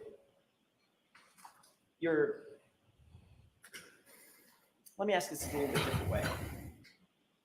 Before you began any review on this case, any physical review on this case or analysis on the case, you were told that there had been a crash, correct? Yes. You testified to that at the state court grand jury in this matter. Is that right? That you've been told in advance this was a vehicle pedestrian crash and you were asked to analyze it, right? Yes. You wrote in your report that it was a single Analyze. collision involving a pedestrian and you were, quote, assigned to reconstruct that collision, correct? Yes. So when you began your analysis, Trooper Paul, you were told conclusively by the lead investigator, Michael Proctor, that the deceased was hit by a car and your job was to reconstruct it. Is that right? Jackson. Okay, so there are lots of parts to that. Break it down. Sure. Were you told by Michael Proctor to reconstruct this incident? Jackson. So were you told that by Trooper Proctor? I was not. Okay, next question. Sure. Who were you given your instructions by? Instructions for what? Reconstruct this incident. I wasn't given instructions to reconstruct it. It's just I was assigned to it. Right. That was requested. My assistance was requested to reconstruct it. That's my question. Yes, by who? I talked to my sergeant at the time who gave me the phone call. And you were told some basics about that reconstruction, the event that you were asked to reconstruct, correct? Yes. The information that you were told came from the case officer. Is that right? Who's the case officer? The information that this was a pedestrian vehicle incident, as opposed to motor vehicle incident, pedestrian bicycle, motor vehicle motorcycle. You were told it was a motor vehicle pedestrian incident that you were asked to reconstruct, correct? Yeah, I was told that, yes. All right, and you had to be given some basic parameters of what that incident, how that incident occurred. Car was going in reverse, it's got a damaged taillight, things like that. Some basic stuff, yeah. What I'm asking is, I'm trying to get to is, who gave you that information? Where'd it come from? That the car was traveling in reverse. Like, which part of the information? You asked me several different things just now. Were you given Wouldn't that all come together in one sentence? sources? Or did someone give you a summary of what you were being asked to do at the very beginning? Yeah. So, hello, yes, it's Joe Paul here. You want me to what? Yeah, okay, no worries. Just, no, it was a car, was it? All right, hang on. I've just got someone on the other line. Hello? Yeah, oh no, pedestrian. All right, yep, cool. Righto. Hang on. My boss is calling me. Sorry, what? Oh, Fairview Road. Okay. No, that's not how it happens. All right. We need you to analyze this crime scene. This happened. Get on it. Do your shit. It's not going to come from 5 different people. Just answer the question. Who gave you the summary? Summary of the whole entire. Yeah, the summary of the whole entire thing. You were asked to reconstruct. I was passed down when I got to the garage. That there was nobody that sat there and gave me the summary, like that I can remember. I was told that it was a pedestrian crash. I knew it was a Boston police officer involved. That this was the vehicle, and that it was traveling in reverse. That's all they had. Okay. What I'm asking. And the car was black. That's great. Had 4 wheels on it. Who gave you that summary? I don't know if it was definitely anybody from the get-go that was like I talked to. From where? I don't know if it's anybody that I could definitely say that was the person. There was multiple people going around when I got there. I think I talked to Trooper Zach Clark. He was doing the crime scene. I think he was Zach Clark. He was the crime scene photos at the time. I knew him from past crashes. He just said this is the vehicle, and I think he kind of gave me a little bit of a lowdown on what the vehicle was. Okay. So my question is this: when you got that, did you call it a lowdown? He gave you the lowdown? he gave me information. Yes. Right. When you got the lowdown, you were told Boston police officer was involved. The vehicle pedestrian incident, car was going in reverse, and ultimately led to the death of the pedestrian. Struck the pedestrian in reverse, correct? Correct. All right. And you were assigned specifically to try to reconstruct that incident. Yes. Good job, Trooper. Have you ever heard Good of job. the phrase confirmation bias? I know the phrase. Yes. You know what it means? I can't definitely say what it means. Developing a conclusion and then trying to find evidence to fit that conclusion. Does that sound right? If you say so. Not definitely.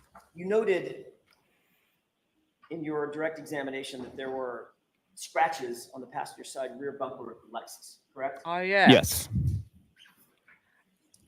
I like his explanation for this too. How exactly were you able to scientifically determine that any of those scratches were from an incident on January 29th, 2022, as opposed to any other time?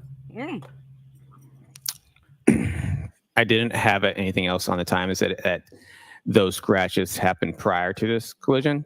I'm sorry. I didn't have any information that those scratches were caused from a prior collision. And so when you just when I looked at the evidence, you assumed that those scratches were caused from the collision. So isn't that part of your analysis to have a look at the scratches? Is there any rust around the edges? Maybe that could have that could have noted that it had happened prior to that incident, perhaps, observation. It's a powerful thing. I knew it was in the Do as I say, not same as I area, do. the right rear tail light. So when I looked at it, it didn't quite fit the pedestrian thing.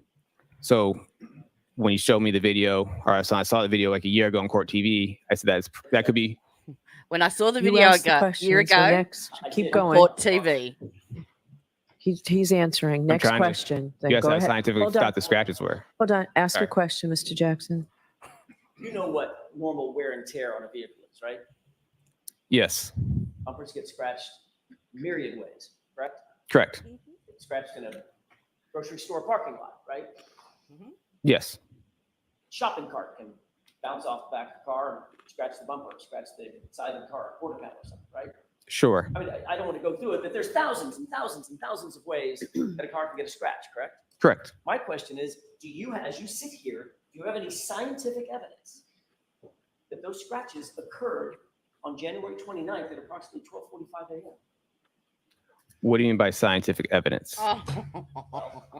Do you have any evidence whatsoever that you can point to that those scratches occurred on that date and at that time, rather than any other time in the history of that vehicle?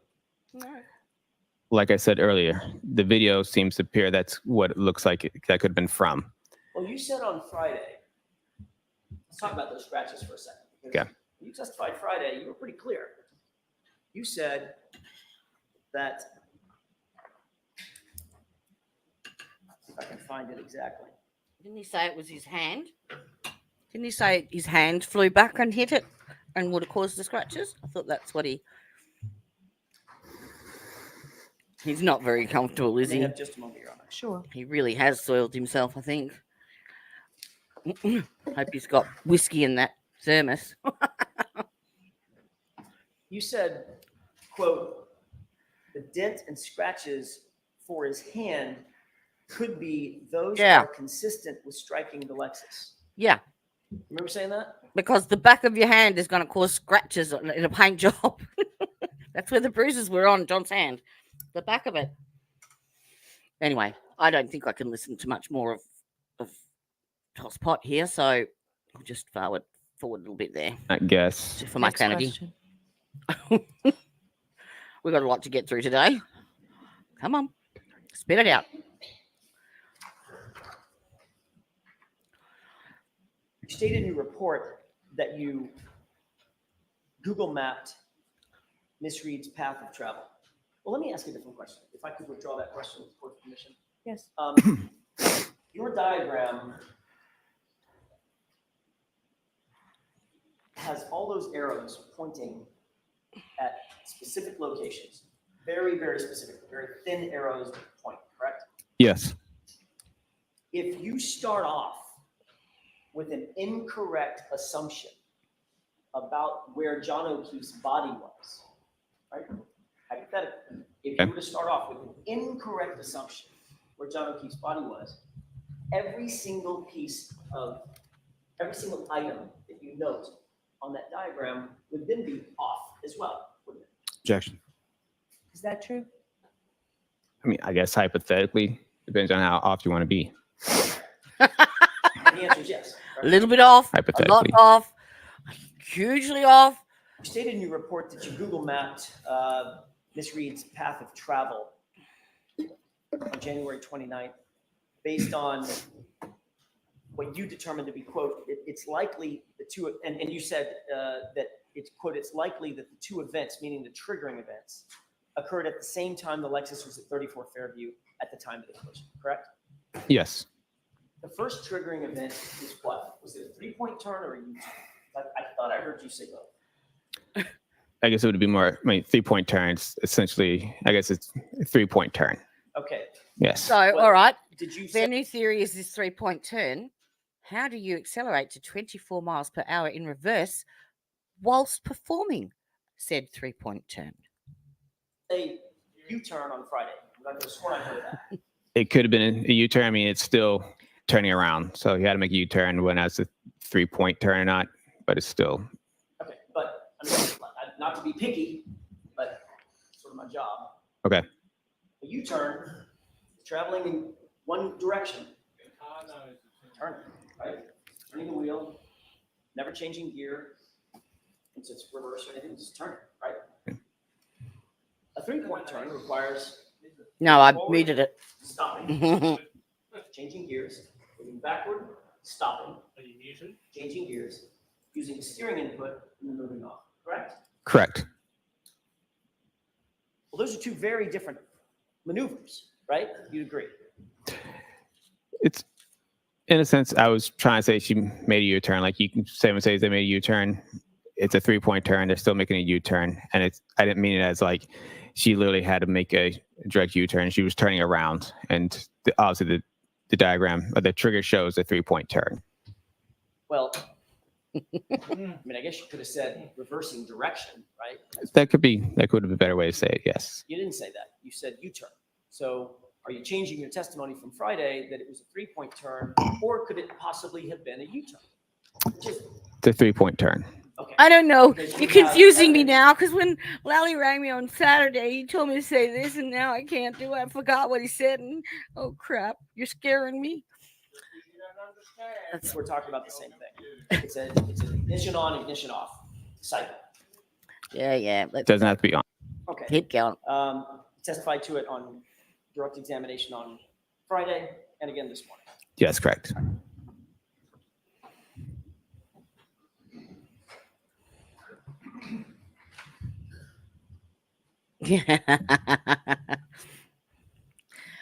If your testing occurred at key cycle 11 In Australia, you turn the term U-turn, the letter U is replaced with the letters EWE.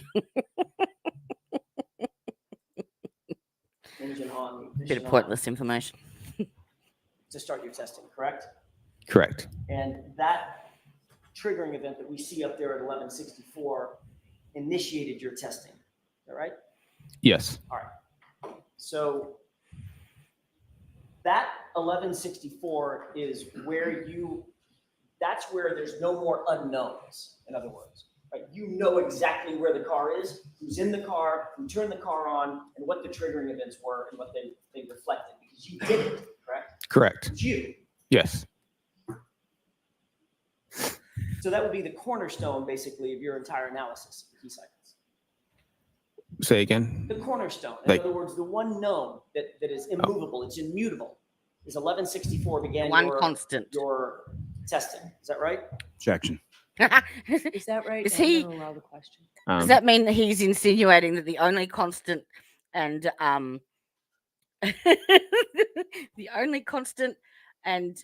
accurate thing in his entire chart is the time? Because that's what I'm getting from that. Yeah, that's when the car was in state custody. All right. So starting at 1164 and counting backward, before you started your testing, you know that the SUV had to be started, the ignition had to be turned over, and it was driven to the Sally Port in Canton at 5:31 p.m. from a tow truck on January 29th, correct? I didn't know that. You did or did not? Did not know that. Okay.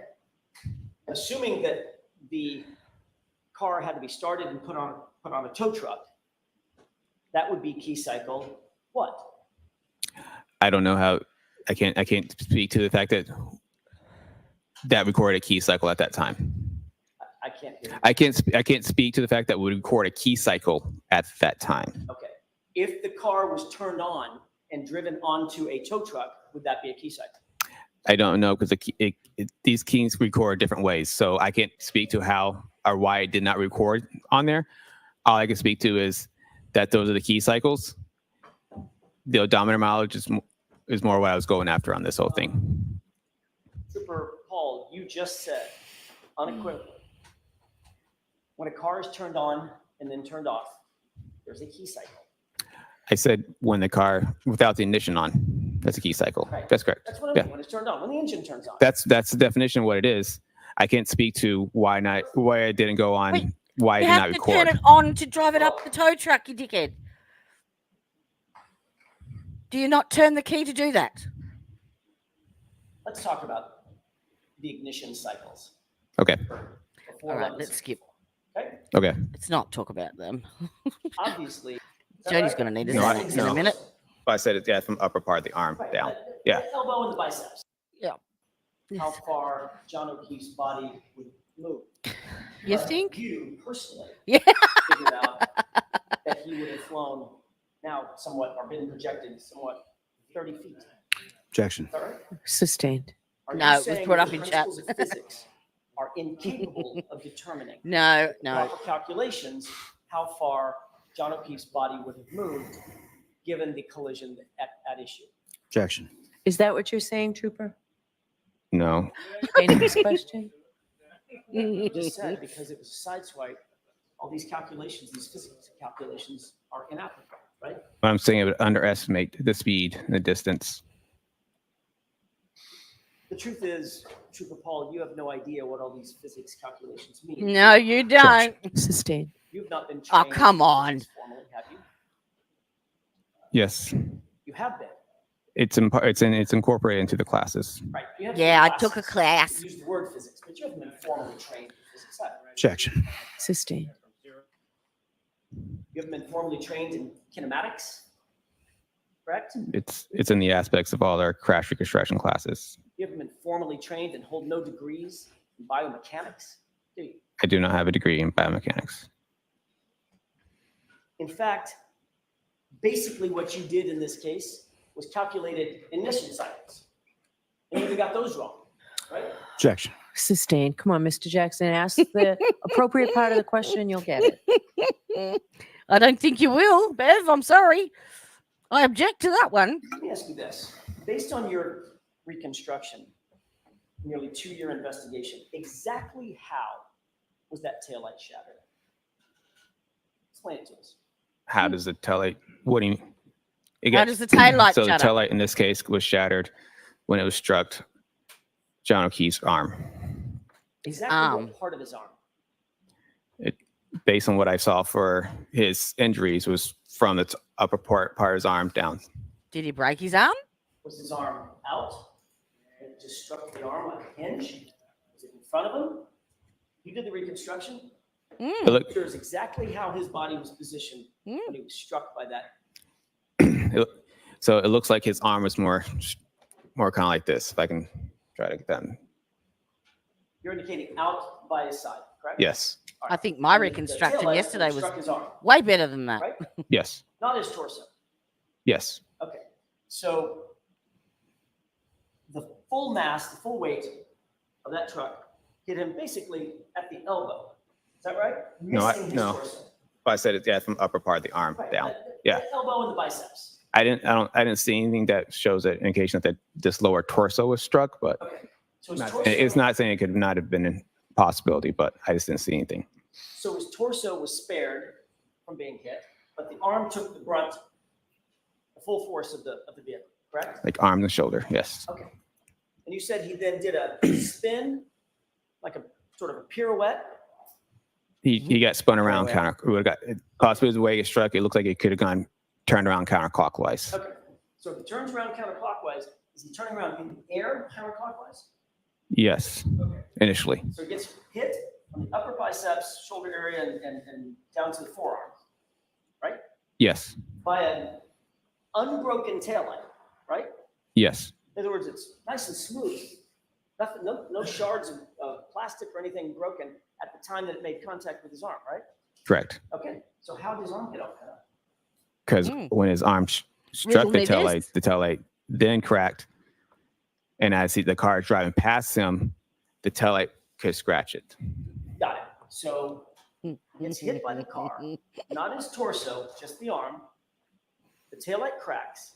And as it passes by, his arm stays with it long enough to get striations, those scratches that we see, those lacerations, those abrasions that we see, right?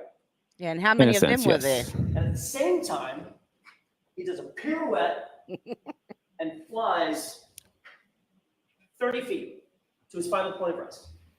I don't know if he did a pirouette. Well, I'm using the word pirouette. He spun around. He started rotating counterclockwise. I don't know how far he ran counterclockwise, but he started rotating. According to that, would push him to rotate counterclockwise. Whether or not he went counterclockwise all the way to his back toward the ground, it seems like a most likely possibility. Did you account for the fact that his arm is on a hinge? Is what? Say again. Did you account for the fact in this scenario that you just told the jurors that his arm is on a hinge? On a It's called hinge. Shoulder. Okay. Right? So Mm-hmm. the arm got hit. And his arm just. And a phone. I said arm and shoulder area, so his arm could have been considered part of it.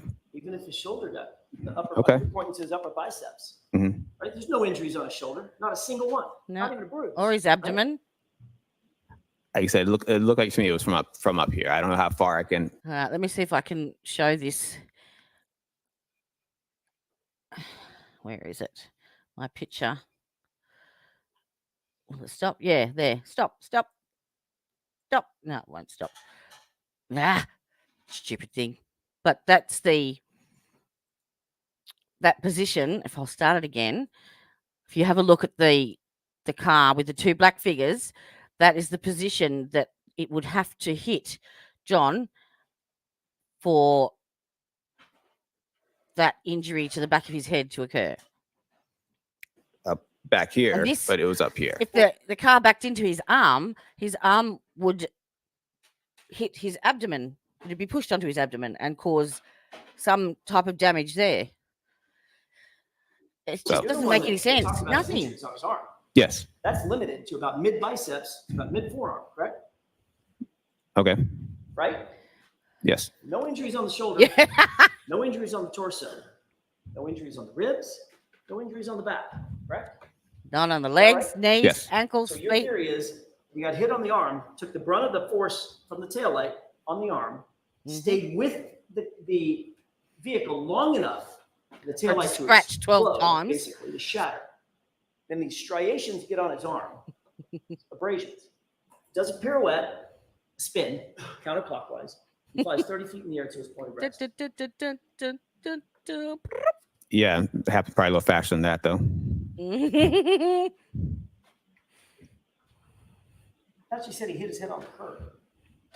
I said that's one of the possibilities of when you look at the roadway as he gets spun around kind of clockwise. It's a possibility that the curb is there, any blunt force object on the ground, as the ground is pretty blunt. Well, except The ground in is the pretty scenario blunt. that you told us he flew through the air onto the light dusting of snow. The ground is pretty blunt. Dear sweet baby Jesus, please don't ever let me get hit by a car in the state of Massachusetts, where any Massachusetts State Police expert is going to reconstruct the accident. Please. Thank you, Jesus. Amen. Grass and dirt. I didn't say through the air. Say that again. I didn't say he got thrown through the air. Okay, I'll use your word. You got projected. Projected doesn't mean it's not incorporating just throw. Projected just means you get pushed forward. There's two parts of that. There's the air, then there's the ground. Like I said earlier, prove the any of that. tumbling, the rolling, whatever. There's no that evidence of that. Part of the crash would happen. Projecting You're is just making what it we up. call what happens to a pedestrian post impact with a crash. Okay, so a couple questions. All right. Let's get to If his a credible witness, shall we? elbow- Righto. Nothing but the truth to help you Now, back. this lovely young gentleman, Ian Whiffen. He is the downloading decoding manager for Celebrate, who I was speaking to you about at the start. Very interesting testimony, easy to understand, credible, explains everything really, really well. So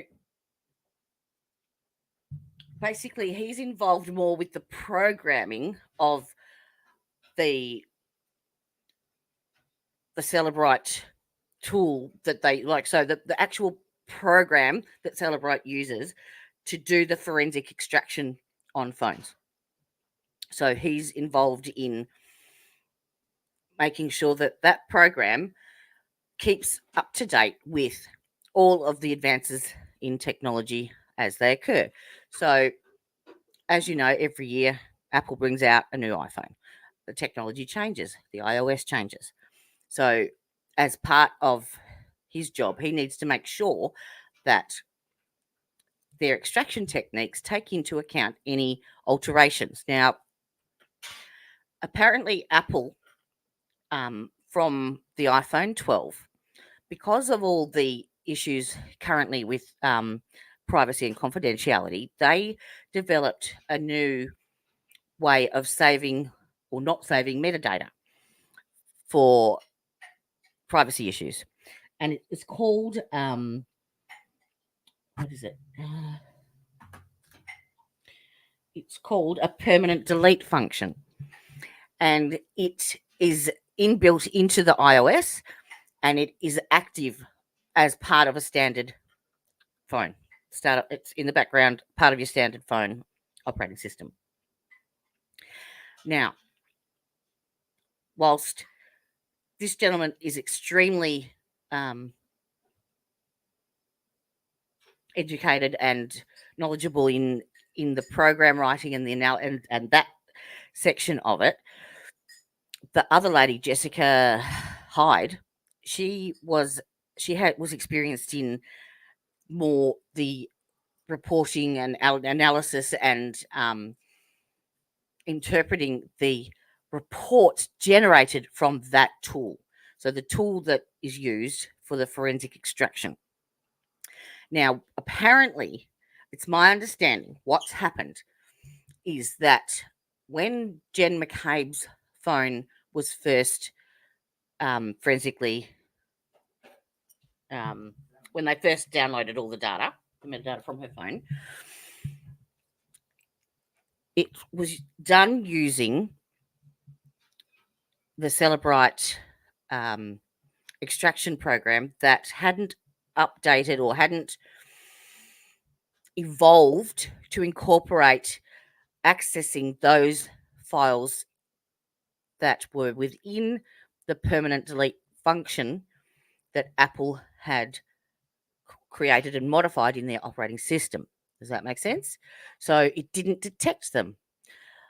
Then when the defense extracted them 12 months down the track or however long it was, that technology had evolved. So the program that they used was more up to date, and it was able to access the metadata that was written and saved in a different place, because that's what Apple had done as part of their permanent delete function. That's why everyone's saying no, it couldn't have been done then, because it was saved as a wall data or a wall something or other. But it actually does save it in a different place because it wasn't meant to be found, because that was the whole objective of Apple. But Celebrite then had to get around that and evolve with the times, obviously, so that they could actually extract the correct data from the phones. So when the defense got their Celebrite reports, it had the data that was found, the metadata that was found, because they had the right, they had the up-to-date programming material to do so. Does that make sense? It took them, once Apple came out with the technology, it took them some time to be able to counteract that and address it. So that's why Jen's phone didn't show up all that stuff. But I'll show you a video in a second. Brandy Churchwell, the 13th juror, you need to get over there if you haven't seen her. She is amazing. She has followed this case right from the very start, like 2 years ago. And she not only is a YouTube creator and is following this trial, but she also does a podcast on it, and it's called The Conspiracy in Canton. And fantastic. If you can get a chance to listen to it, she's amazing. But because there is so much contention over this issue with regards to the data and the phones, she decided that she was going to take it into her own hands. Where did I write it? Here somewhere.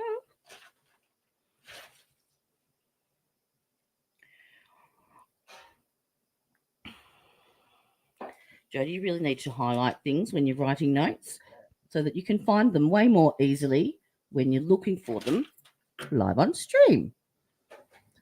Okay, so yeah, she actually hired her own software developer. Sorry, she hired her own software developer who had no.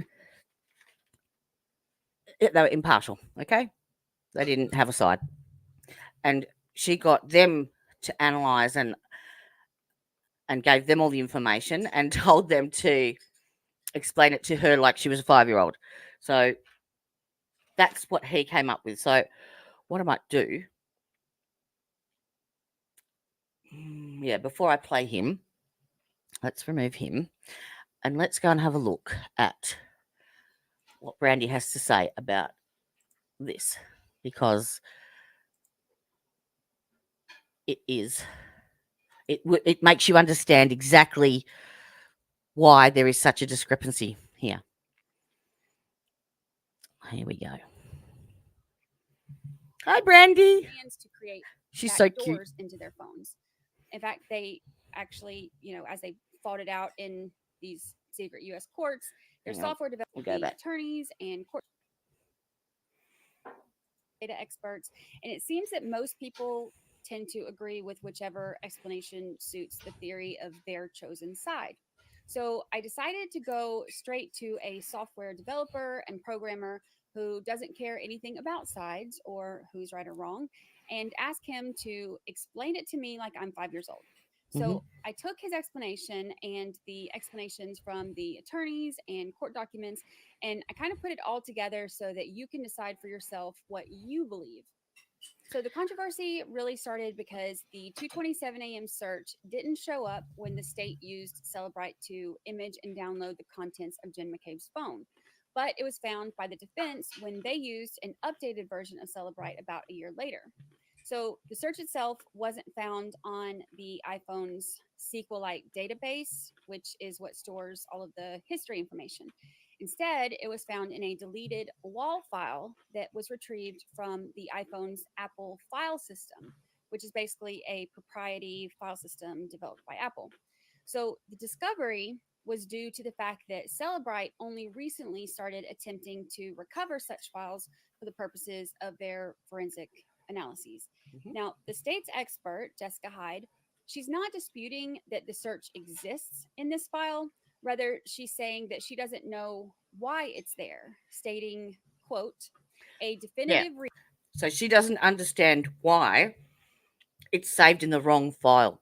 So her understanding of the programming alterations with Apple and the updated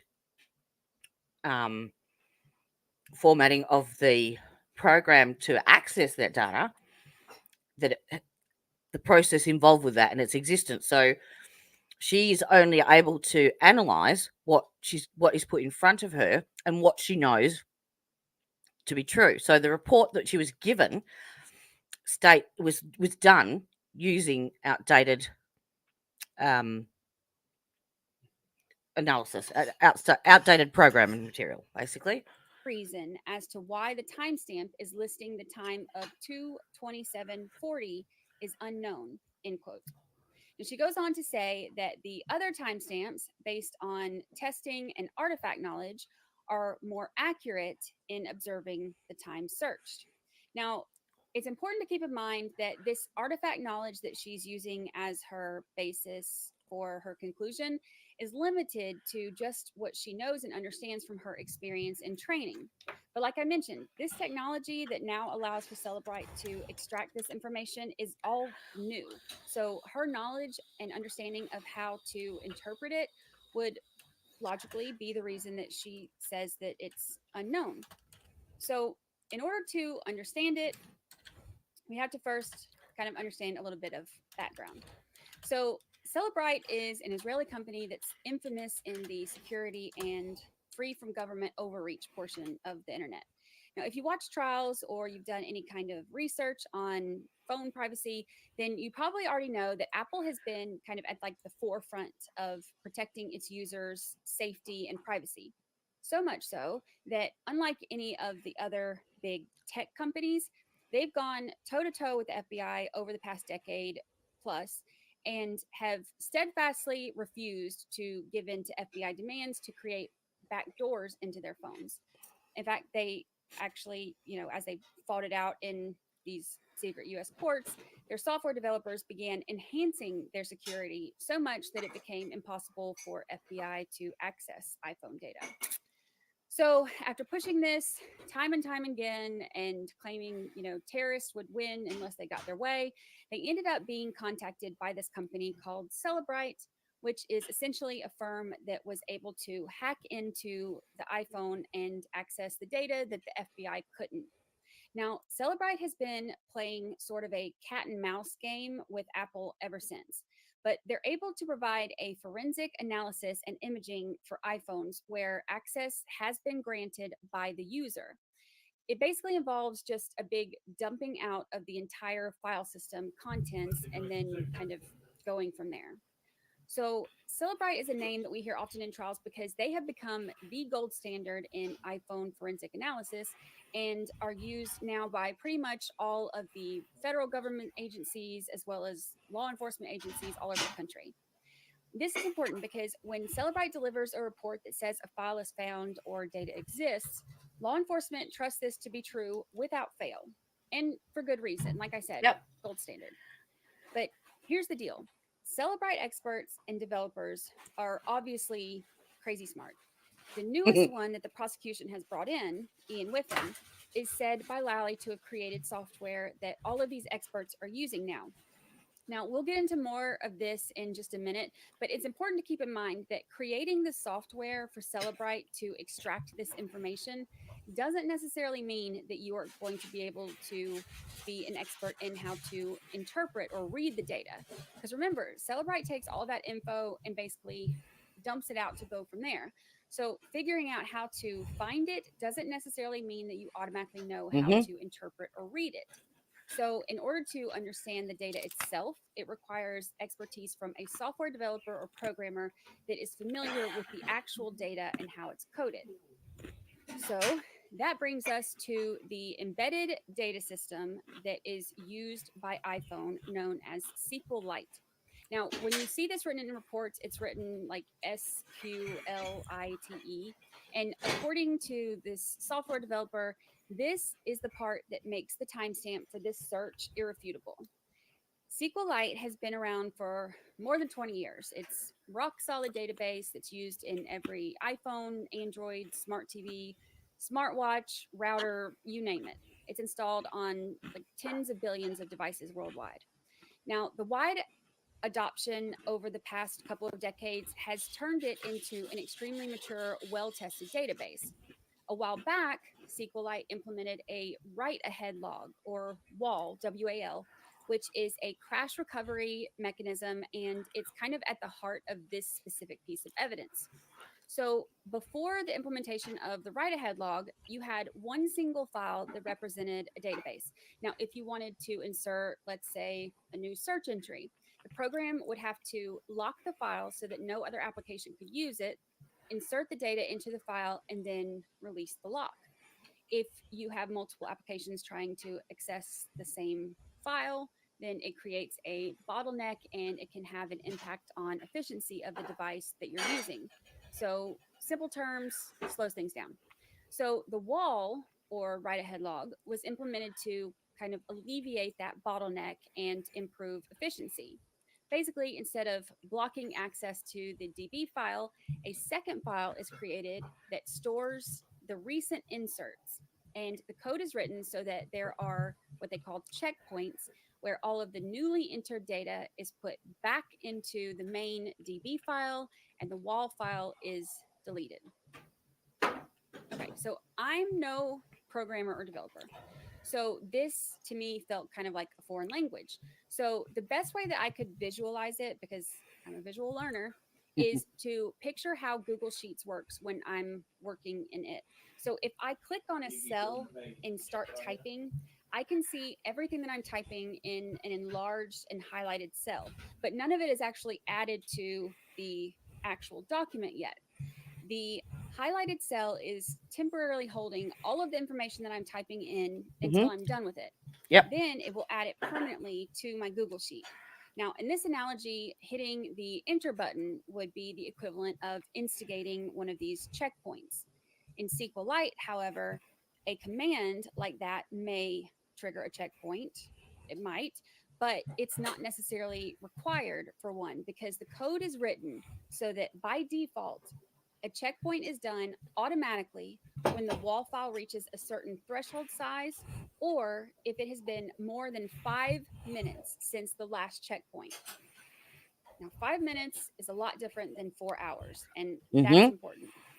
So back to Google Sheets, this highlighted cell where I'm adding and changing these things, that's how I envision this wall file. It's just a temporary file that's holding all of these changes that will be added to the main file in the future. So these wall files have become kind of a staple of modern database architecture. And anyone who's dealt with databases extensively over the last decade or so, and we're not talking about me, we're talking about the fellow I've been talking to about this, they would have an understanding of what it is and how it works. So back to the case. The defense asked Celebrite to perform an updated analysis, and this seemingly new information appeared, including a 2:27 a.m. search from a deleted wall file. Now, the state's expert, Jessica Hyde, agrees that the file was there. She's not disputing that. But she doesn't understand why it's a wall file. She didn't seem to know what wall file. exactly the wall file was, and she stuck to her original assessment of the searches only being done later in the morning after 6 a.m. So the state also implied at this time that because this wall file is shown as deleted and the phone user can't just randomly delete those files, that the defense's assessment must be wrong. Now, this isn't really an effective argument for the few who have a true understanding of how this works, but it could possibly be effective in casting doubt for the average person who doesn't know much about how this works. So looking at the 2:27 a.m. search, the forensic analysis demonstrates that within the wall file, there's a record indicating that a search tab was switched at that time. So what this means is that the search for how long to die in the cold was likely entered seconds or up to 5 minutes prior to this, but no later, since the timestamp provided is clear to that point.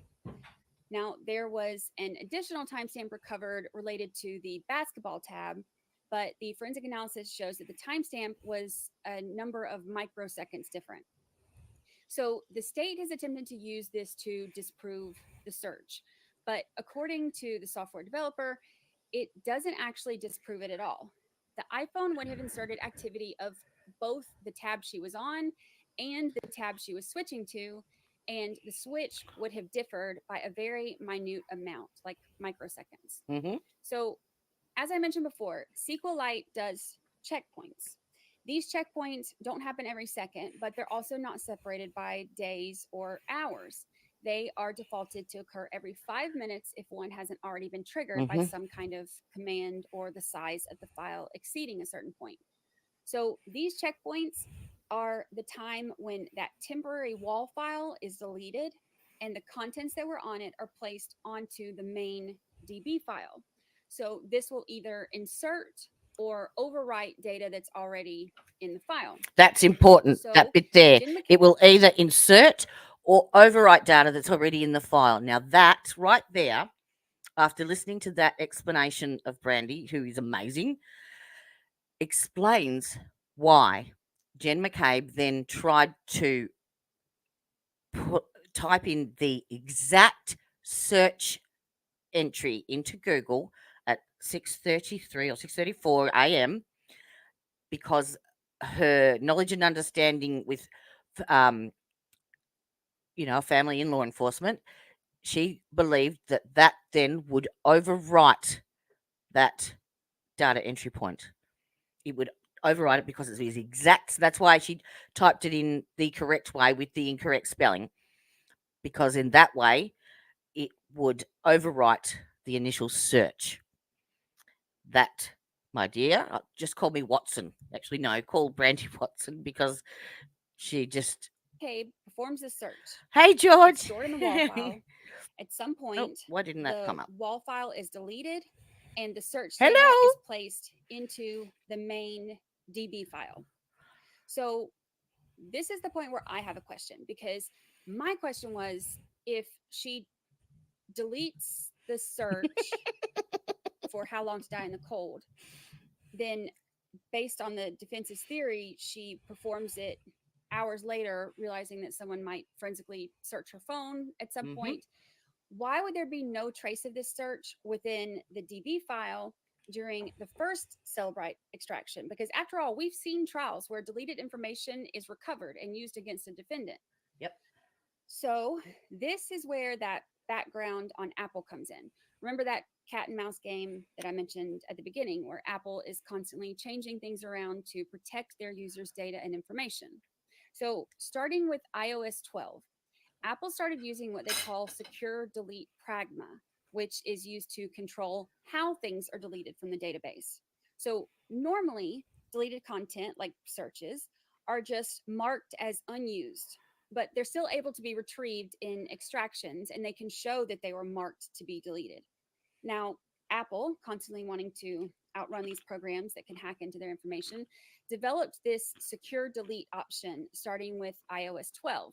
Now, when it's enabled, SQLite will actually go out of its way to overwrite the data with zeros or blank data, making it unable to be recovered from these extractions. And everything after iOS 12 has it automatically built in and enabled. So Jen McCabe is on an iPhone 11, and the iOS system that she was using is listed on the report as 15.2.1, meaning this secure delete option would have been built into the code for her phone. So a forensic analysis of the file itself would show nothing and look like nothing had been deleted. If Celebrite had left the software where it was a couple of years ago, and all we would have seen was that first Celebrite report where no 2:27 a.m. or deleted items occurred, we never would have known any different. Now, prior to Apple enabling this feature in SQLite, it probably would have still been useful for Celebrite to attempt to recover wall files, but it wasn't necessary, since the deleted files would still appear within the DB file anyway. They would still come up and just show as deleted. So the state's expert, Jessica Hyde, has experience interpreting reports, but not necessarily experience in the actual data recovery or understanding wall files. And that's not surprising, given, she wouldn't have even needed to understand it, since Celebrite only just started recovering those files last year. And they really only just started recovering those files because the previous iOS versions weren't securely deleting data from the DB files. So when Jen McCabe deletes her history of the search, poof, gone from the DB file. It looks like nothing was ever there. But Celebrite now goes deeper than that. Remember, cat and mouse. So they pulled the deleted files directly from the Apple file system. After the wall file was checkpointed, it was deleted automatically. But the data remained in that file system, and the wall files are not subject to that secure delete feature. So this is the way that all modern file systems apparently work. When a file is deleted, the data itself isn't removed, but rather the operating system is just informed like, hey, you can go ahead and overwrite that area of data whenever you want to. And they just kind of treat it as an empty space. Now, if you look at the device, or if you use the device long enough, the data will eventually be overwritten. But in this case, if you look at the time that they took her phone, it was only just a couple days after the search. So the file data was still intact. Now, in the most recent pre-trial hearing, we hear ADA Lally saying that the Celebrite expert, Ian Whiffen, creates the software that all of these experts are using, and that he gives his opinion that the search happened at 6:23 a.m. and 6:24 a.m. So the thing is, he doesn't say anything in the hearing about Whiffen denying that the search also happened at 2:27 a.m. And he also doesn't really give an explanation that the software that the experts are using is is out of created date. to grab the data and dump it, but not necessarily interpret it. So the theory that is backed by this data is this. Jen McCabe performs this search and switched the tabs. In the preceding minutes, SQLite checkpointed the data and it inserted it into the DB file. Jen maybe realized at some point that she shouldn't have left evidence like that and deletes the search, and it was gone from the permanent DB file. Given knowledge of basic law enforcement forensics, maybe she thinks I need to be able to, explain this search if it comes up later. So she searches it at the time that they find John's body and says in her statement that she searched it because Karen told her to search this. But as the programmer explained to me, the database doesn't lie. The wall file timestamp is unequivocal, and the fact that it was found within the wall file, not the DB file, not only proves that she performed the search sometime between 2:22 a.m. and 2:27 a.m., but it also proves that she deleted the search since it wasn't in the DB file at the timestamp due to the secure delete feature. So the wall is an integral part of the SQLite database, and the timestamps can't just appear in the past for such a file. Nope. It's not possible that the 6:23 or 6:24 a.m. search somehow bled over into this past file. It's not how it works. The sequence of events is just how the database works. There's no way to make it work otherwise. So, he says, what it comes down to is this. The search timestamp isn't about expert opinions, it's about fact. And there's no way to give an opinion on how the program works because it's all in a code that you can't really argue with, and it's not up for debate. So there. Does this get us any closer to justice for John O'Keefe? Let me know what you think in comments. And for how's that timeline, I just thought that was one of the best explanations that you could get because it encapsulates it all and it explains it all and in an understandable way. She's so professional and unbiased, and yeah, she's gone above and beyond. She's like the guru of the conspiracy in Canton, I think. She's amazing. So do go and check her out. That's awesome. So I just thought it was important for you to try and understand the concept behind this next testimony, because this is what he's going to go into now. So let us go there. This is Ian Whiffen, the Ian Whiffen.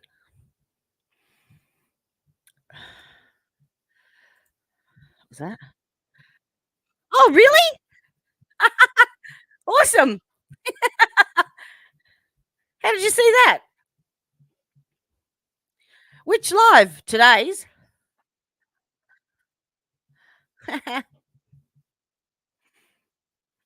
Welcome, Queen Swoop.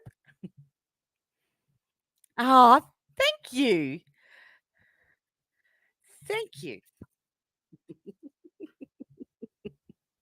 Thank you very much. If anyone ever needs any information on or documents or even a even a good chat, Discord, as the gavel drops, A1.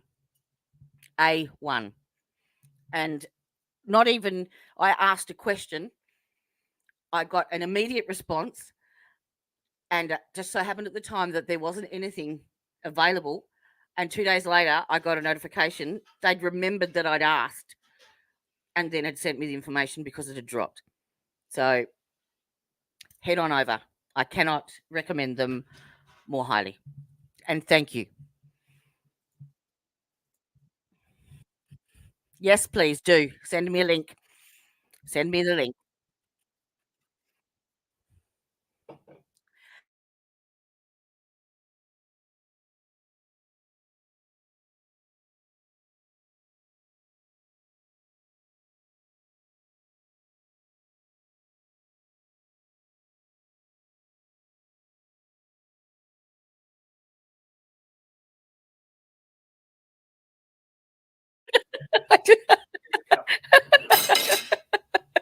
I'm sitting here.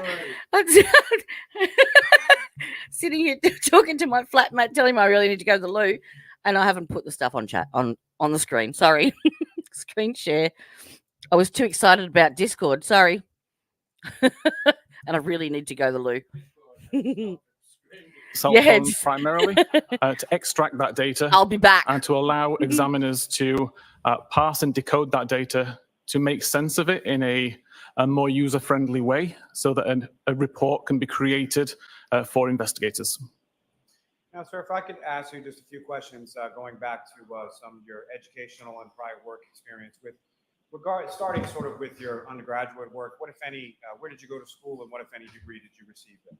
Okay, I didn't get a degree. I'm originally from the UK, where I did qualifications in computing, a higher national certificate in computing, and then joined the police in 2004. And what department was that, sir? That was response work. So South Yorkshire Police as a response officer. And where did you go from there? In 2009, I immigrated to Canada, where I was able to continue policing with the Calgary Police Service, where I spent approximately 4 or 5 years, again, working patrol before moving to the digital forensics team of Calgary Police. And with respect to moving to that digital forensics team, what, if any, specialized training did you receive in regard to that area? So once I had made it into the digital forensics, I was sent to Ottawa for 3 weeks to do a foundational computer forensics course, covering all manner of digital forensics to begin with. Throughout my 8 years with Calgary Police, I did constant courses each year to keep information updated, including a 2-week course, again, at the Canadian Police College in Ottawa, specifically about cell phone forensics. And then also during that time, additional courses for extracting data for interpreting internet artifacts or any other kind of information found on a phone or computer. And following that, where did you go from there? In 2020, I left Calgary Police Service and began working at Cellbrite as the senior digital intelligence expert, where I would use my knowledge of the forensic community to assist the developers with creating and maintaining a program that examiners would want to use. And finally, about 2 years ago, I moved to the decoding product manager position. Can you explain to the jury sort of what it is, what your role is, and what is it that you do for Cellbrite? Yep, so right now in the position that I'm in, again, I use my knowledge of the digital forensics landscape in the community. I talk with users about their daily challenges, what applications are causing them problems, what they need to get access to, what they need to understand. And I take that information, create a priority list, and then determine with our developers what we will tackle, how we will tackle it, and how it will appear to the end user. Now, with regard to your education in this area, what, if any, certifications do you have? No specific certifications. I've done the Cellbrite coursework since joining Cellbrite, but other than the 3-week course in Ottawa and then again the 2-week course in Ottawa, I don't have the SANS training or any of that kind of training certifications. And in addition to your work with Cellbrite, what, if any, other areas of the field have you worked? I'm sorry, could you rephrase that? Sure. Have you given any presentations? Have you published any work in relation to this area? Yes. So since working as an examiner, I identified that there were times that I needed to parse artifacts from applications that the main vendors didn't support. In response to that, I would do my own research. That research turned into a selection of digital forensics tools, and I created a website for myself to share that research, to share those tools with the community. That's better. And directly related to that, I have published articles related to accessing data on phones, related to SQL databases, related to various other artifacts, primarily locations. Did I miss anything? In the course of your work, have you had occasion to testify in other reports in relation to DM you in Discord. Yes, related to digital forensics, I've testified approximately 20 times, mainly in Canada, but also once in Michigan, once in Australia, once in the UK. Now, as far as questions that come into your company with relation to interpretation of data, other sort of general forensic questions, what parts of the world do these questions come in from, and how widely used is your product? So the product is used globally. There are a select number of countries that we don't export to, but generally, if a police service is interested in digital forensics, then they're using at least some of our tools. We operate an email address which is open to any user called Stumpers. And the idea is that users, if they come across an artifact that they can't explain, they can email to myself and some of my colleagues, and we can research that artifact, and we can try and give them an answer as to say why the artifact's there and how it should be interpreted.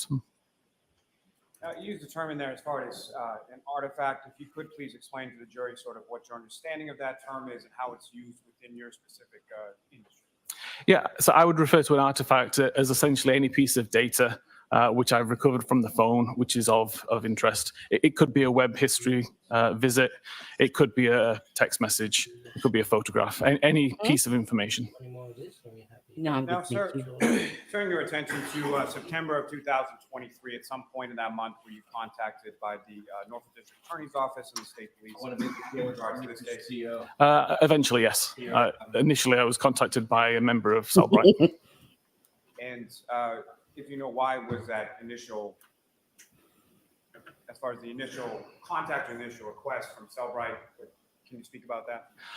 My understanding was there was an artifact found on a device, and people were looking for an explanation as to how this particular timestamp was relevant to the case. Now, if you could explain to the jury sort of what were you provided and what were you asked to look at? So the original question is just basically how can we explain this 227 timestamp? I spoke to my colleague and requested if he could contact the investigators and any information that they could share about where this particular timestamp was found so that I could investigate it. I was advised at that time that the case had already been uploaded to our own support network. So the full extraction of the device in question was already in Cellbright's possession. And I was able to access it from there and start to examine what the issue was that was causing the confusion. Now, with reference to this issue, can you describe to the jury, just in general terms, sort of what this issue was? Yes, so the issue, as I was led to believe, is there was a timestamp for a web history artifact of 2:27 and 40 seconds AM local time, which would be UTC-5, and it didn't make sense to the investigators. And the question was, is there any other interpretation for what this timestamp could mean? And so essentially you were asked to explain the timestamp and how it came to be, correct? Correct. And as far as this particular issue, has this arisen in other instances? Have you been asked the same question or similar questions in regard to this type of artifact? Yeah, several weeks later, so probably around December time last year, I was contacted by a police investigator in Austria with a very similar question, but related to obviously a different internet search. And about a week later, the defense expert in the same case also contacted me asking the same question. The defense expert in that case was able to provide the database, and I was able to provide the answer. Now, as far as the full extraction, is that the entirety of what you looked at in this instance, or what, if anything else, were you provided with in regard to your review and your analysis in this case? So I did work with the full extraction, but my interest was focused on just the web history artifacts. And what, if anything, did you find with regard to the web history artifact? So the 2:27:40 timestamp was correct insofar as that is the time that is shown within the database. It was indeed a deleted record, but the interesting thing was why the timestamp said 2:27:40. And I did some testing on this and discovered the reason why 2:27:40 was actually listed in the database, even though that's not the time, in my opinion, that the search was conducted. And what is your opinion as to when the search was conducted? There's plenty of other evidence on that extraction that shows what activity was occurring at 2:27:40 seconds.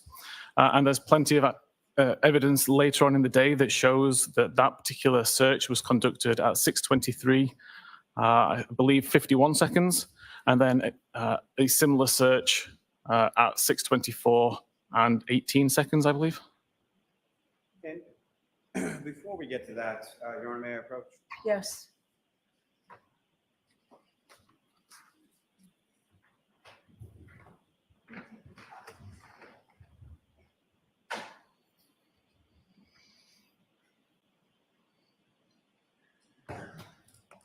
Griffin, I'm showing you the document. Asking you to take a look at Thank that. you. Look up on your phone.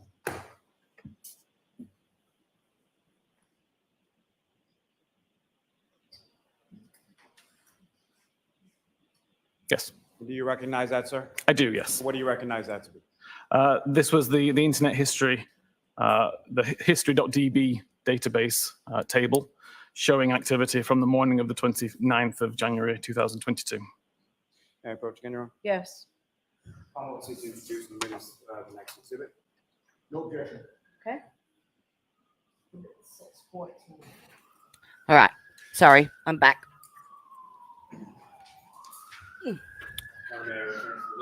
Yes. Your Honor, if I may, with court permission. Trying to do two things at once. Never Yes. works well for me.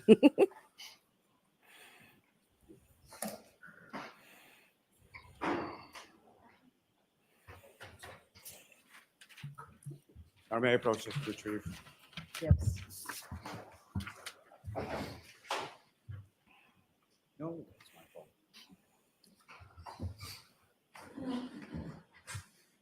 Thank you.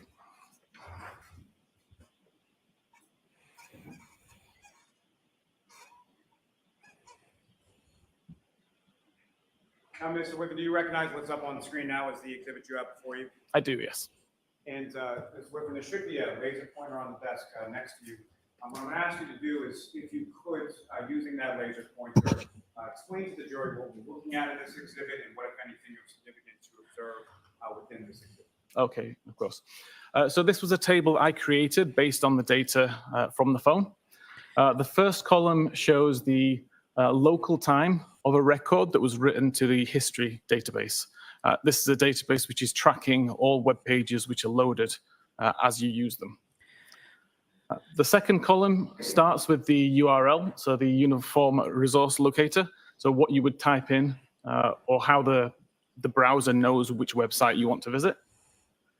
The title is part of the website which is loaded.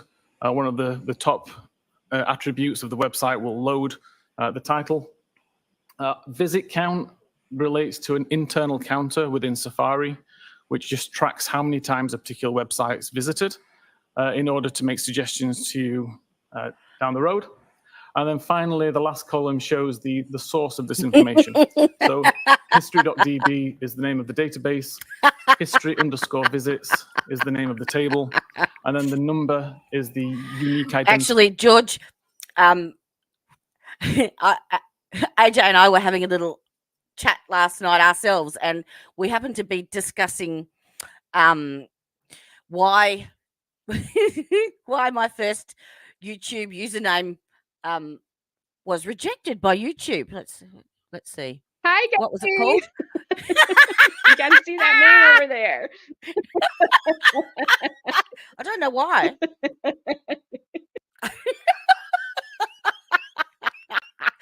Sorry, AJ.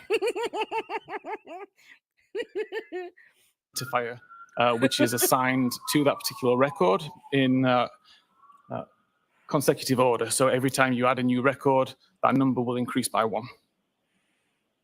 Mr. Whippet, probably a couple of foundational questions that I should have asked you first. My apologies. You With think? respect to the cell phone extraction that you were provided, that was from a individual named Jennifer McCabe. Is that correct? That's my understanding, yes. And fair to say you don't know Jennifer McCabe, never met her, don't know anything about her. Correct. And as far as a extraction is concerned, if you could please explain to the jury sort of what your understanding of that is. What is an extraction? An extraction in this case, all of the files and folders had been extracted from the device, saved on a computer in a zip file container. So essentially in a way that is as close to the original from the device as possible. And again, what is your title specifically with Cellbrite? It's decoding product manager at the moment. And so what, if any, relation does what you do have with relation to an extraction, and how that's, what's sort of the relationship between what you do and a Cellbrite extraction? So once the extraction's been extracted and we have the zip file, then Physical Analyzer is the tool that Cellbrite creates to allow examiners to look at that extracted data in a meaningful way. And my role is somewhat shaping how examiners will see that data when they open up Physical Analyzer and look at the extracted data. And how does your role play into that? What is it that you do that what, if any, relationship does what you do have to do with how examiners will view something from the Cellbrite tool? Again, so after being an examiner for 10 or 11 years, I've got that kind of understanding of how examiners work. Being someone who also writes my own software and does my own research, then I can kind of cross that void that usually exists between developers and examiners and help both parties try to come to a meaningful conclusion. Ms. Gilman, if you could shrink that just a little, or zoom out a little. Now, again, Mr. Whiffen, if you could, using that laser pointer, direct the jury's attention to what, if anything, significance you've observed depicted in this particular case. Yes, so the lower two records, which are highlighted in green, are two records which occurred at 2:27 and 42 seconds local time. So 2 seconds after the Google search had allegedly been made. And then the second record is 5 seconds after that at 2:27, 47 seconds. Both those URLs relate to a website of hockamucksports.com.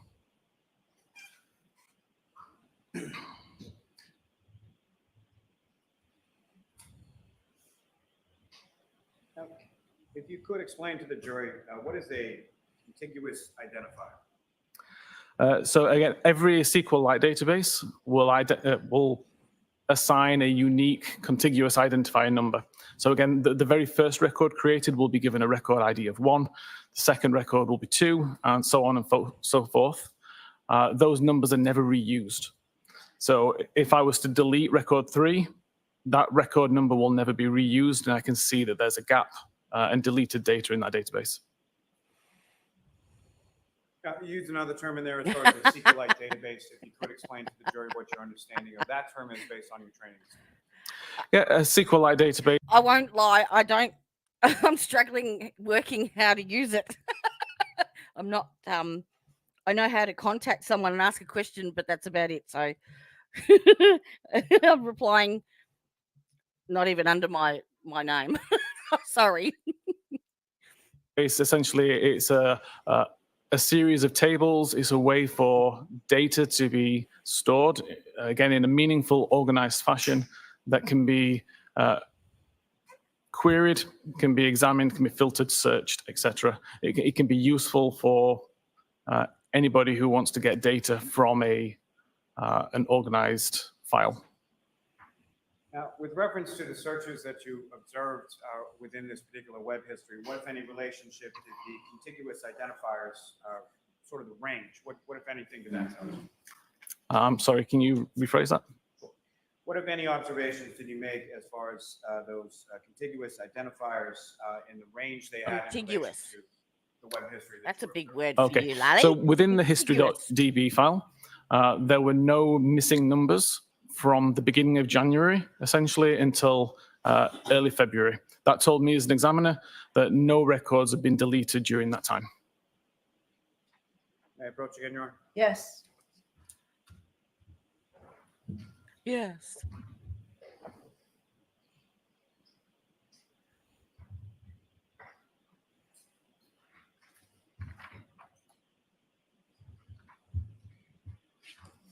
So if I could ask. That one back. Everyone, Thank you. recognize that, sir? I do, yes. What do you recognize that to? This is the browser state record, which identified a search at 2:27:40 a.m. May I approach again, Your Honor? Yes. Almost.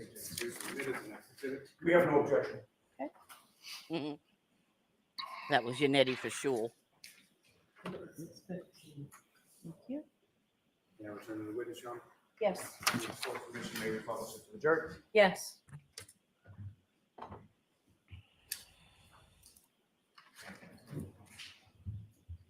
Counselor, directing your attention to the screen, is that what you have before you as the next exhibit? It is, yes.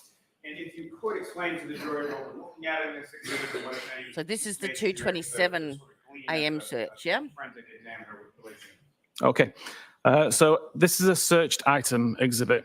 It's technically a derivative of a different exhibit that we find on the device. So we found what we consider a web history record. So a web history record would just mean we have a URL that was visited and potentially a timestamp and a title. Searched items looks at all of the web history items that we've found and tries to identify were these actually searches that were conducted.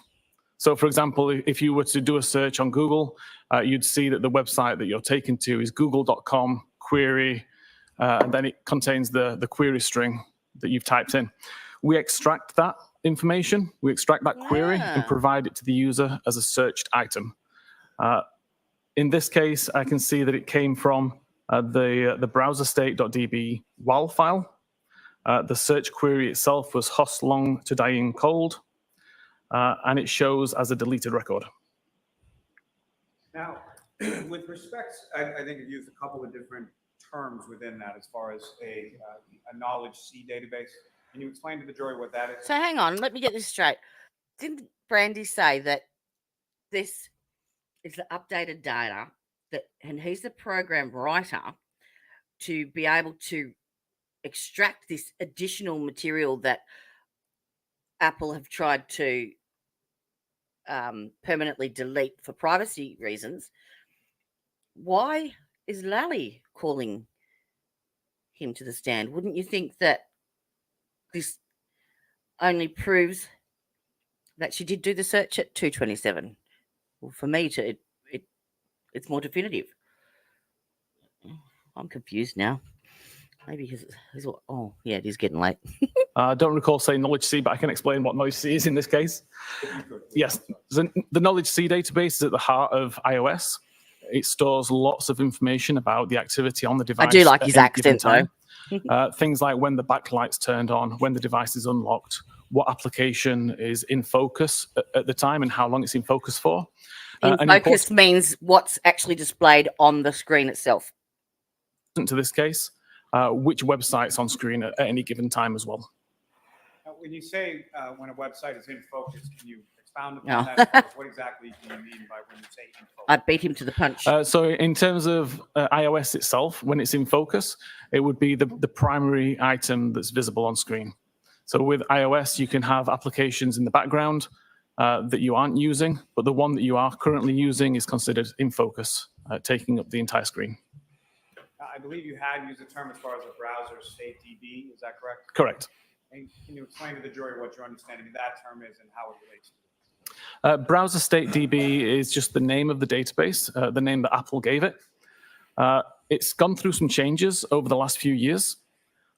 For example, in iOS 14, it did store the state of the tabs that were open within a browser.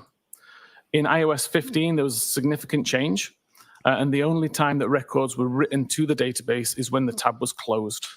So a significant difference in that it doesn't show you what's currently open, it only shows you what's previously been closed. Now, this search here, what, if anything, did you observe as far as this record in relation to the history DB related to the search? This record is not mentioned at all within the history.db database. And what, if any, missing records from this time frame did you observe either? There were no missing records in the history.db database. Within this time frame, within the browser state database, there were 3 deleted records. When you say deleted records, as far as your self-rights tool is concerned, what exactly does deleted mean? These are records that have been deleted, not necessarily by the user, potentially by the system, but they are considered deleted records that we're able to recover. What are some of the ways that something might be deleted by the system, and which are you talking about, the phone, or are you talking about your tool? The phone. Our tool is designed as a forensic tool. It's not going to edit, delete, or affect the data in any way, just present what is in the extraction. But there are multiple times on an iOS device or an Android device where cleanup essentially happens, and we start to lose data after a certain amount of time. Now, with respect, let me just ask this for a moment. With respect to Salvage, as far as the tools, have there been a variety of different versions of those tools as far as conducting that forensic extraction? Yes, so Salvage Physical Analyzer has been available for approximately 12, 13 years in various versions. And what, if any, differences are there between, in general terms, between, say, an older version versus a newer version? Obviously, in the digital forensics landscape, whenever a provider creates a new feature, we have to change our code to adapt to what they've now introduced. There can be research that has been done, so we now learn new things, and we add support over time. So something can be supported in this new version of Physical Analyzer that may not have been supported or even existed in a previous version.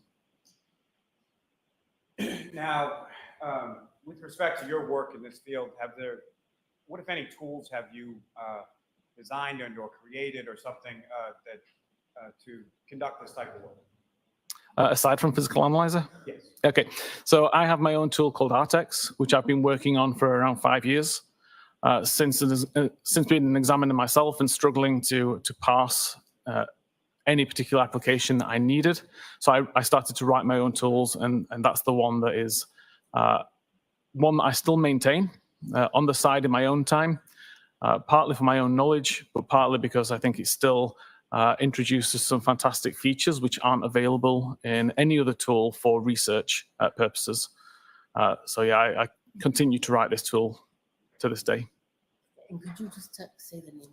Artex, A-R-T-E-X. Thank you. Now, with regard to the situation depicted in the exhibit up on the screen, what are some of the reasons why this may occur, or why this may read as it does? Sorry, is it deleted? Yes. Oh, the record itself has been deleted. As I said, the reason why it's deleted, through my testing, I've only found 2 ways that kind of record can be deleted by the user. And I don't believe either of those ways was actually utilized on this device. And what are those 2 ways? The user has the option to selectively delete history items. So you can delete either one at a time, or the entire day's content, or the last 2 days' content. Or you can delete all content altogether. Now, if all content had been deleted, we wouldn't have found any information on this phone at all related to web history, so I was able to discount that one quite quickly. And I guess alluding to what you just said, why is it that you don't believe that either of those 2 methods of user deletion occurred in this context? Objection, may we approach, please? I'm sorry? I said objection, may we approach, please? Okay. Sounds like Unity has an issue.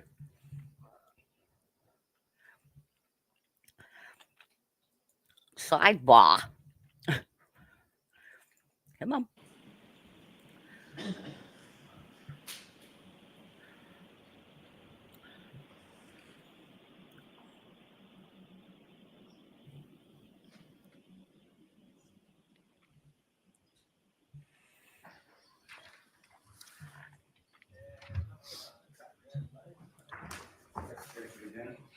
Thank you. That document I've just handed you, Mr. Whippen, you recognize that? I do, yes. And what do you recognize that? It's a document that highlights both the search terms that were found in mobile safari.plist and the method of searching. Hey, folks, you get your own. Yes. I'm off the seat to introduce the minutes of the next exhibit. No objection. Okay. He's got such a deep, commanding voice, doesn't he?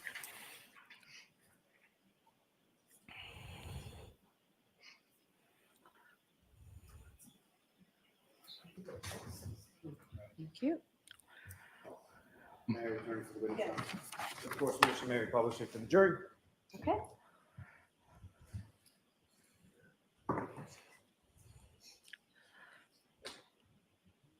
Mr. Whippen, do you recognize what's up on the screen as the next exhibit? I do, yes.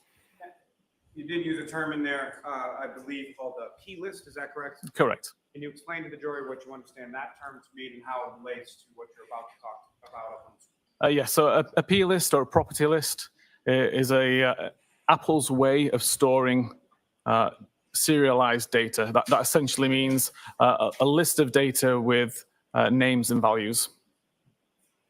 And sir, if you could, again, using that later. No, hang on. So if I read that correctly, on the 30th of January 2022, she's searched Boston Police Department, or BPD, and John O'Keefe. Is that right? I missed this bit. I must have fallen asleep while I was watching it.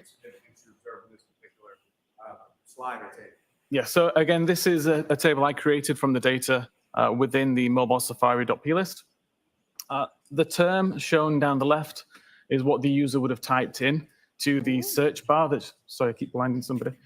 The search bar in the bottom of the Safari browser window. The UTC time is the time which is actually recorded within the plist. It's recorded as a string, so just text as it's presented on the screen there. And then I converted that and subtracted 5 hours to bring it into local time around Canton. Now, aside from this just for a moment, with regard to, familiar with what's termed as a private browsing mode? Yes. And can you explain to the jury what that is private, and how it relates? That private browsing mode, is that like the Google incognito mode, where people aren't supposed to see if you're like browsing? Yeah, so private browsing mode is a setting you can set on iOS devices, or primarily most devices, that prevents any of your browsing activity being recorded. So it won't save the searches, it won't save the navigations, it protects everything so that it can't be found later on. And what, if any, relation did that have to what your analysis of the extraction of this? If these searches had been conducted while in private browsing mode, these searches would not exist within this file. So is it your opinion that they were not conducted in any kind of private browsing mode? Correct. Yeah, because Now, she didn't think she you was also going to get familiar caught. with the term as far as failure to load? Yes. And can you explain that to the jury and how that applies to this? Yes, so obviously whenever you try to visit a web page, there's a stream of information coming from the web to the device, which then renders onto the screen.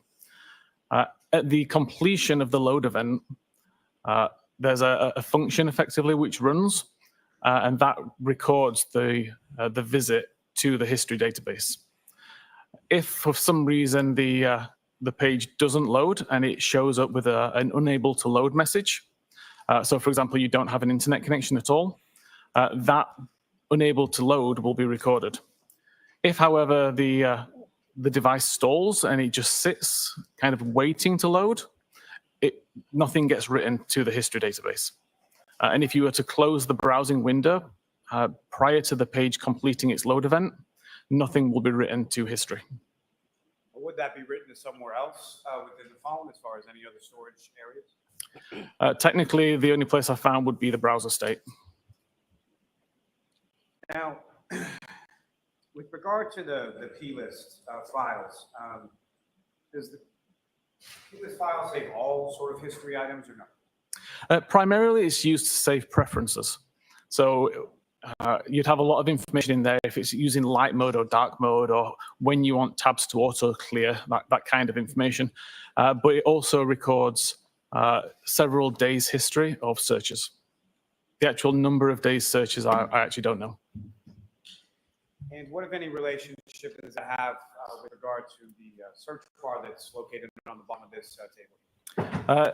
In order for the search item to be saved to the mobile Safari P list, you need to actually type into this particular search bar. If you were to just visit google.com and start typing into the Google search bar, it will not be recorded within the mobile Safari.p list.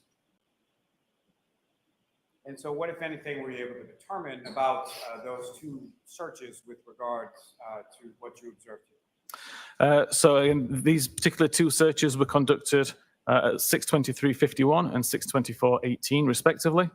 They were searched using the search bar that's built into Safari. The fact that they didn't exist within HistoryDB and that there were no deleted records from history.db leads me to believe that they never successfully loaded. May I approach again, Your Honor? Yes.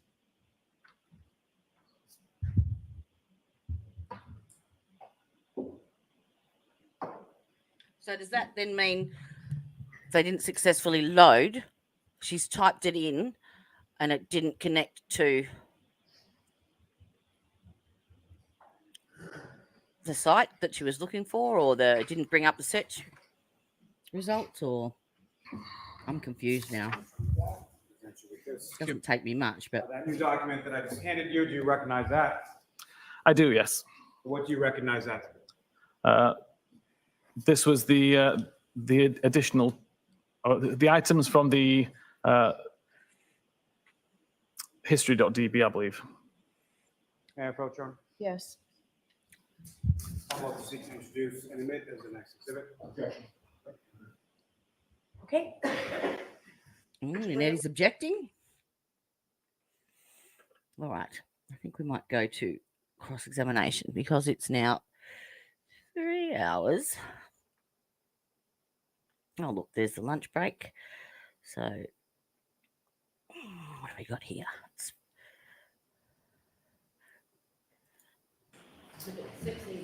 They're back from lunch. Yes. Thank you. Publish it for the jury. Yes.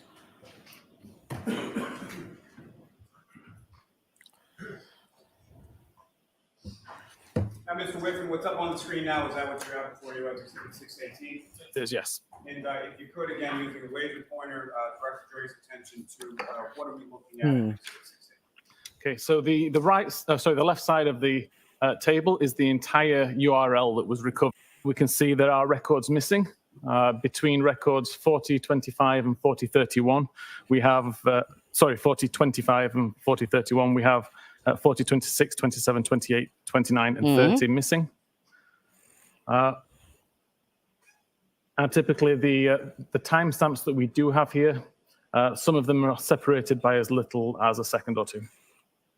Now, with reference to the house long to Well, there's 4 hours between 4025 and 4031. So based on records missing from this portion of the phone as far as that database, what, if anything, did you endeavor to do with respect to ascertaining one? So first of all, the task was to try to recover the deleted messages. The deleted history records from browser state. So first of all, was reading the deleted pages, essentially, to find the records that had been deleted from this current version of the page. May I approach again, Your Honor? Yes.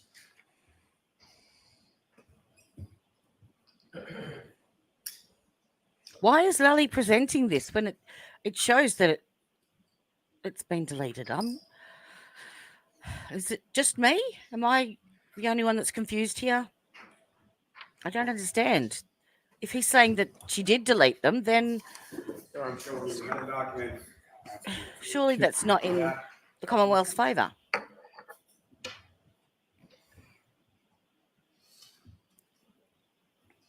I want Brandy to come back on. I'm far too technical. And do you recognize that document, sir? I do, yes. And what do you recognize that to be? This is the same data source, so it's still browser state. Last term that you use, what does that mean? I'm sorry. So typically there can be lots of different versions of a page within a WAL file. So you may have several page 1s, several page 2s, and so on. What I looked at is doing is recovering the data where the records that I recover are different from each other. So if I recover the same record multiple times, I can ignore it. But if I recover the same record with a slight change, then I would show it in this view. May I approach, John? Yes. I'll seek to introduce in this exhibit. No objection. Okay. So then that should contain the two different ways that she typed in how long to die in the cold or in the snow. With court permission, may I publish that? Understanding that correctly.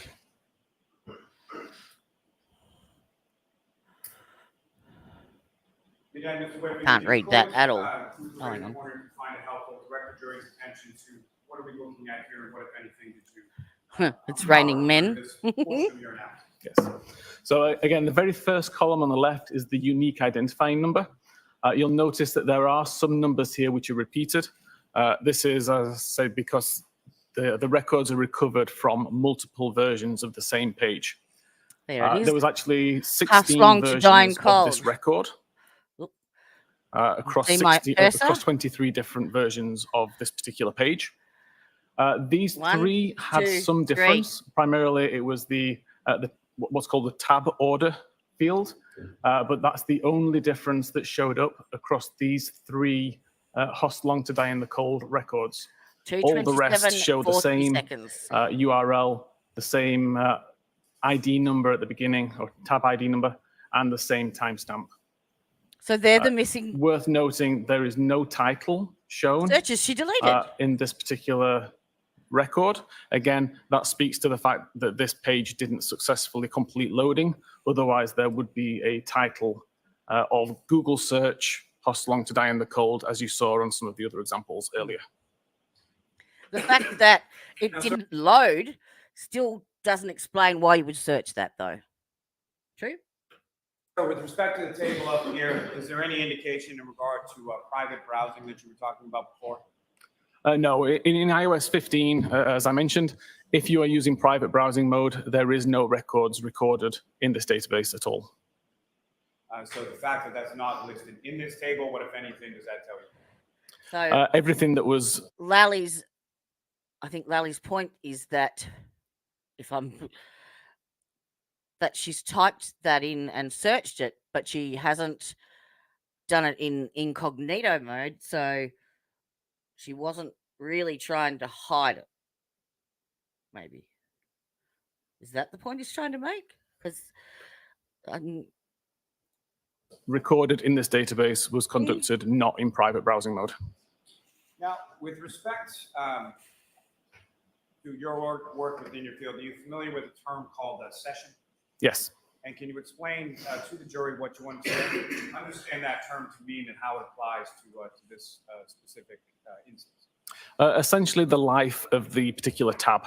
So when I start a tab and I start to use navigation, I go to different websites. All of my navigation events would be considered part of the same browsing session, essentially.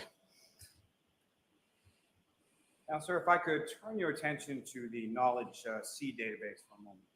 And again, if you could, maybe repeating just as far as, can you explain to the jury what you understand that term to mean as far as what is the Knowledge C database in respect to the other databases you've been talking about?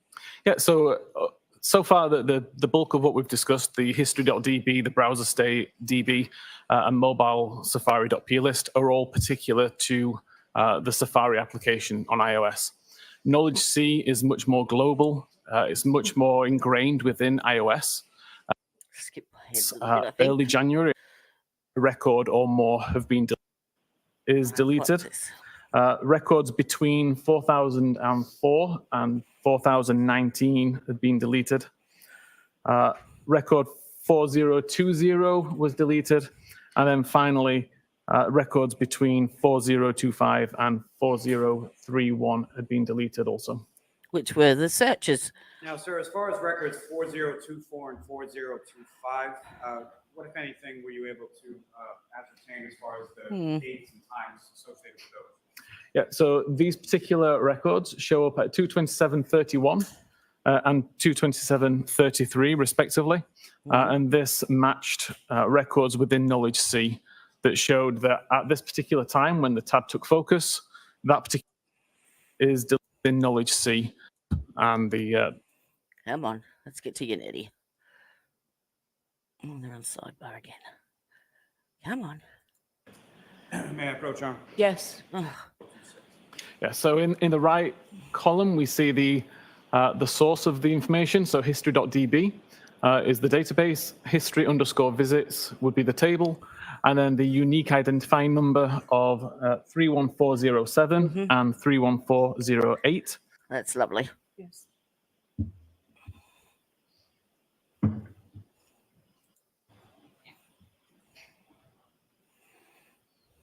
Oh, another one. And sir, what's up on the screen now? Is that what you have before you as an It's raining men. Is, yeah. Now, with respect, caused that Good thing deletion she to didn't search. be wildly inaccurate. Your Honor, this may be the appropriate time for the instruction. Okay. No, Right, we have an so instruction. Jurors, we're about to see a demonstration by Mr. Whiffen. It's simply a demonstration to help you to understand the evidence that you've heard. It's not evidence from this case, but it helps you understand the evidence in this case. You must decide this case based solely on a fair consideration of the evidence and nothing but the evidence. But this is a demonstration to help you understand that evidence. Your Honor, rights are preserved, correct? Yes. Thank you. And so to that point, Mr. Whiffen, were you able to prepare a demonstration in regard to what you've been discussing through the course of your testimony? I was, yes. And that demonstration doesn't specifically reflect on the searches or the extraction report that you looked at in this case, correct? Correct. But as far as the overall issues that you've been discussing in your testimony, correct? That's correct. And with court's permission, may the witness now illustrate that to the Yes. So first of all, on the left there, you can see a screen of an iPhone, and that is a phone that I have in front of me live. It's just demonstrating what I can see on the phone. This is my Artex tool, and the feature which I continuously use this tool for, which is not available really in any other vendor tools, is the ability to create a live connection between my computer and the phone. The live connection is what I've just started here, and what's going to happen is all of the files and folders that exist on the phone will be mapped to my computer so that I can navigate it. I can look around and I can take a look at near enough live records on the device.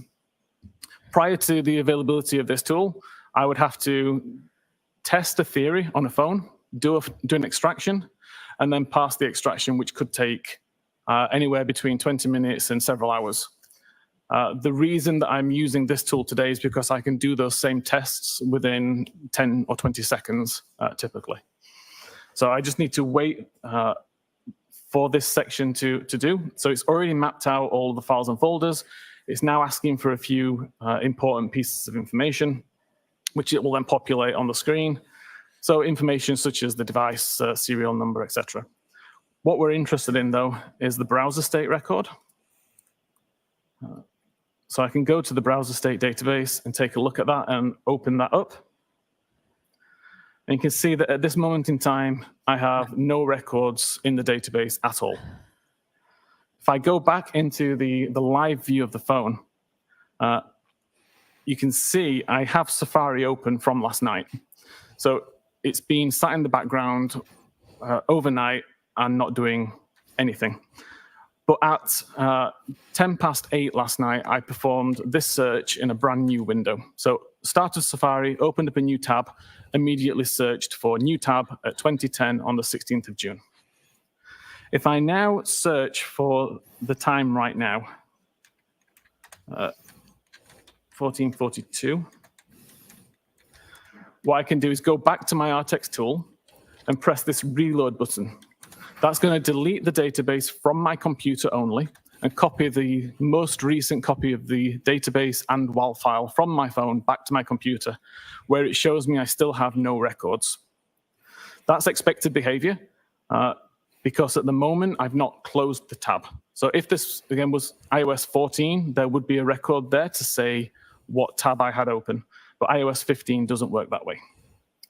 If I now go back to my tabs and actually just close this window, I can go back into Artex and hit reload again. And we now see we have some records. I can look at this particular record and you'll see the title is 1442 Google search. You'll see the Google search record here. So I just need to change the time zone as well to Eastern time. So you see it's the most recent search which I conducted, the 1442 search. The last viewed time, though, still shows as 8:10 p.m. last night, because that's the time that the tab was focused, not the time that the search was conducted. Yeah, okay. Okay, I get that. So he's done that search last night at 8 and didn't close the tab, and it stayed open until now. And so now he's closed it. It's recorded it as the time when he opened it last night.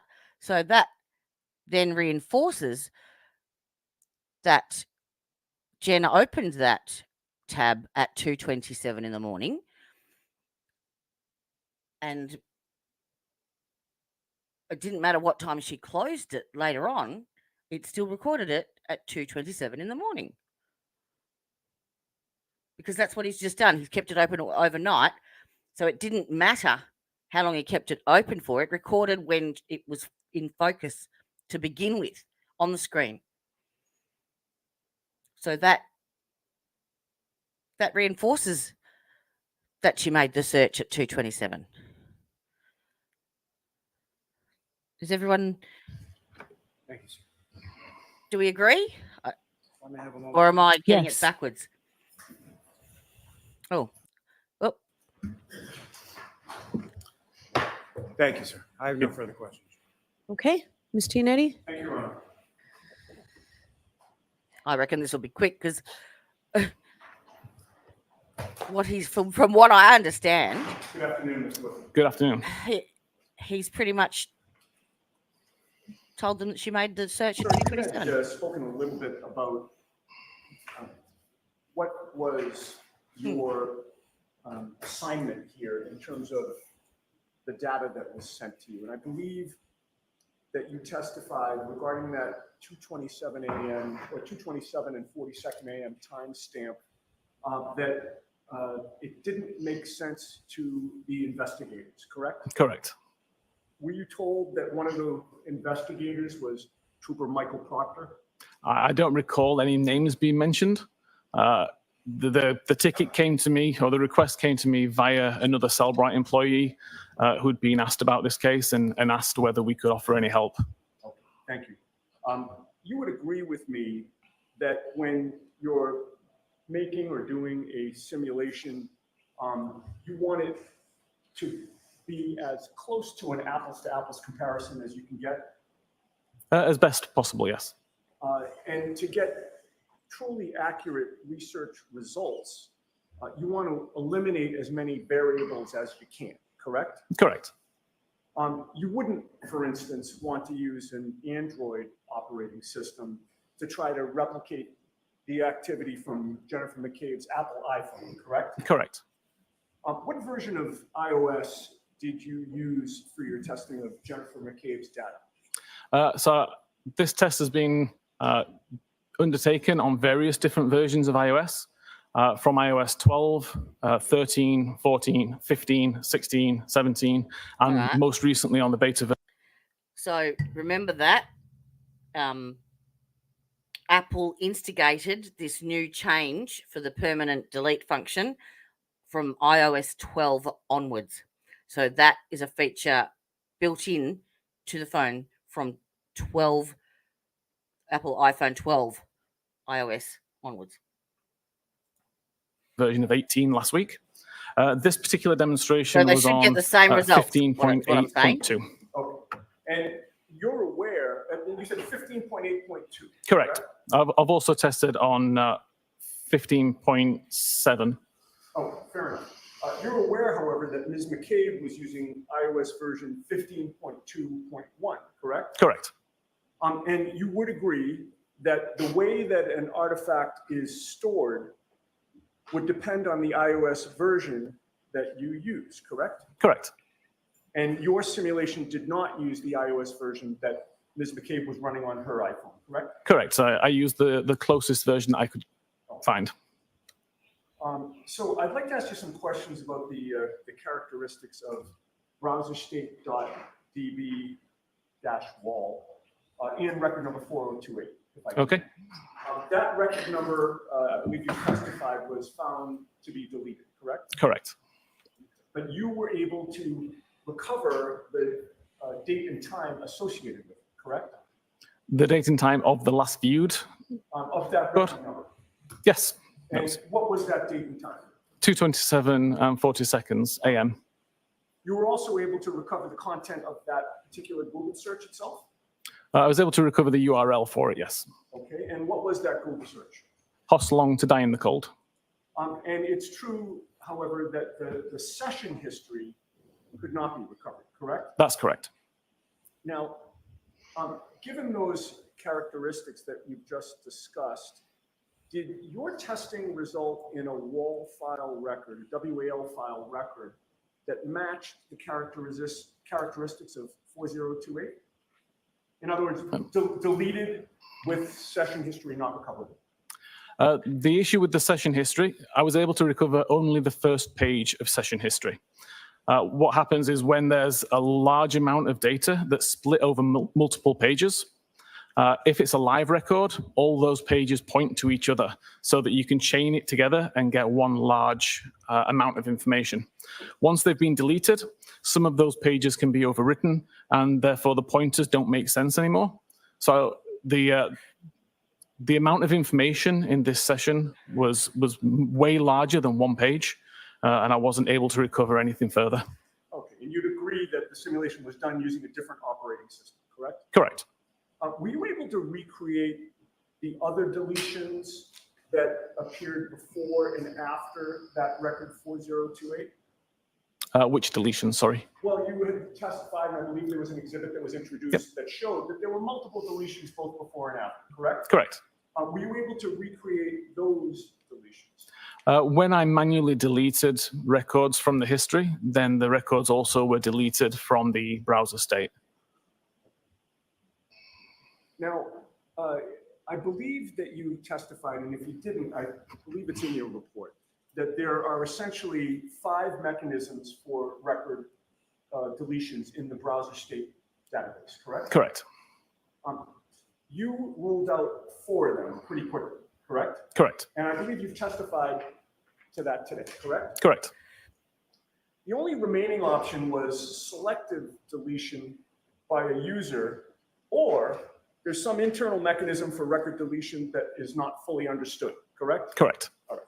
And you know of, as you testified today, you know of no internal mechanism for record deletion that's not fully understood, correct? I've not been able to replicate that function, no. All right.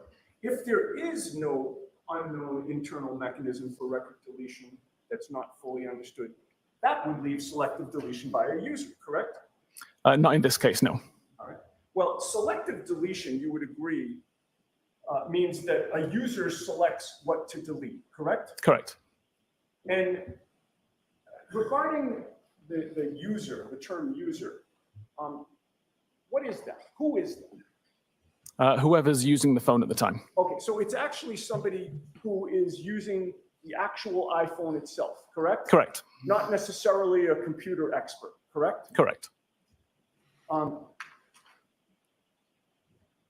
Would you agree with me that somebody who had access to the data before it was extracted and sent to you could have made selective deletions of the data? Objection. I'll allow that. No, I don't. Are you aware of an app called MySQL? Yes. What is MySQL? MySQL is just a method for viewing SQLite databases. All right. If someone had access to the raw data, again, before it was sent to you, and used that app, they could make selective deletions of the data, couldn't they? I assume you're talking about opening up the extraction, taking out the particular file and editing it? I'm sorry, I interrupted you. You're right, Your Honor. I apologize. And I apologize to you. If you could restate your question or answer or give me your full answer. Okay.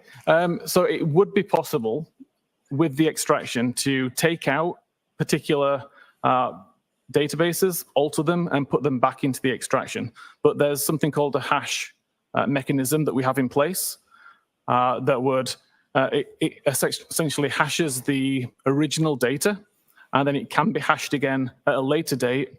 It results in a long string of characters, and if there's any changes to the original data, then we'd see that it's been modified. Would you agree with me that someone with access to that data and an appropriate application or program could also delete and renumber history.db and knowledge.cso so that it would appear as though there was no break in the numbering, so that it would also appear that nothing was deleted? It's potentially possible, but would require a large amount of knowledge and skill to do in a way that can't be detected. Thank you very much, sir. Mr. Lally?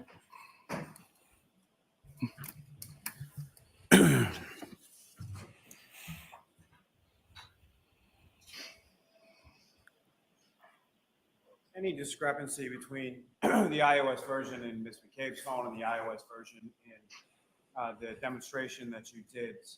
What, if any, impact does that have on what you showed this jury?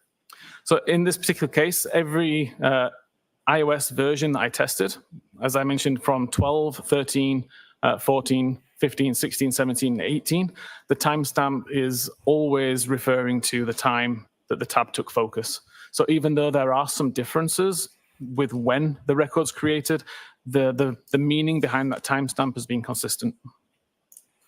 Now, what you were asking about what you were asked about in regard to selective deletion, you indicated that there's no evidence of that in this case. Is that correct?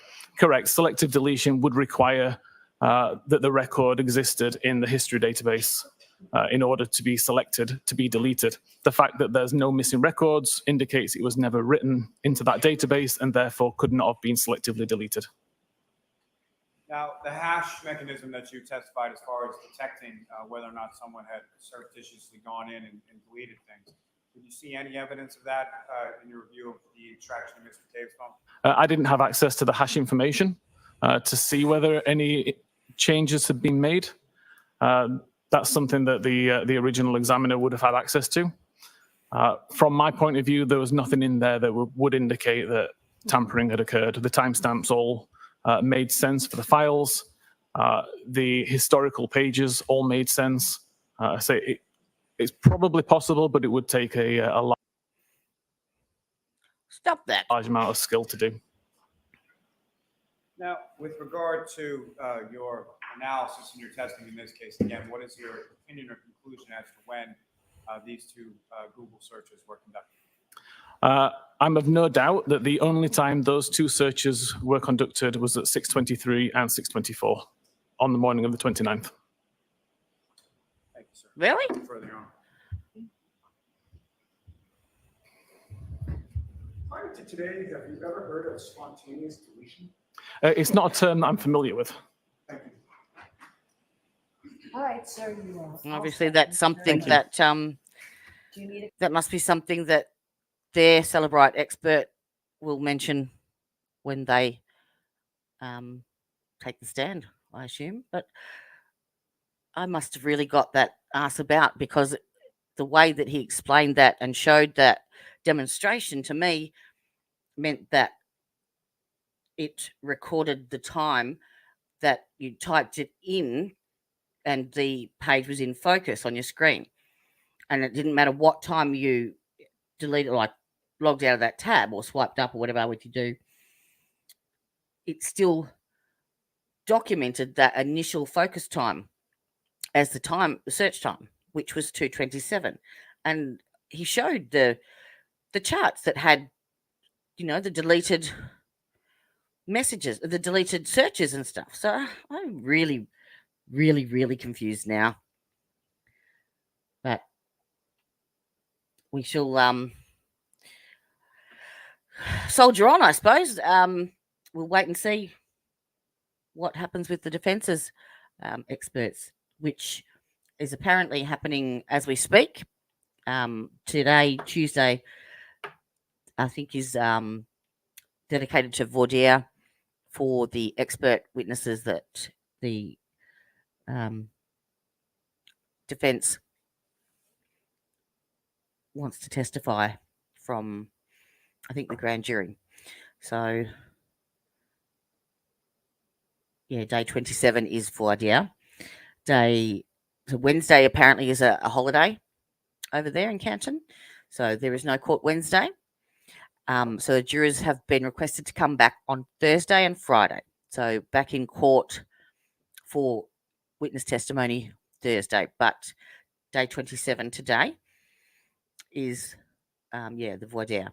So the next witness that takes the stand, and the last one for today, is Trooper Nicholas Guarano from the Massachusetts State Police. He is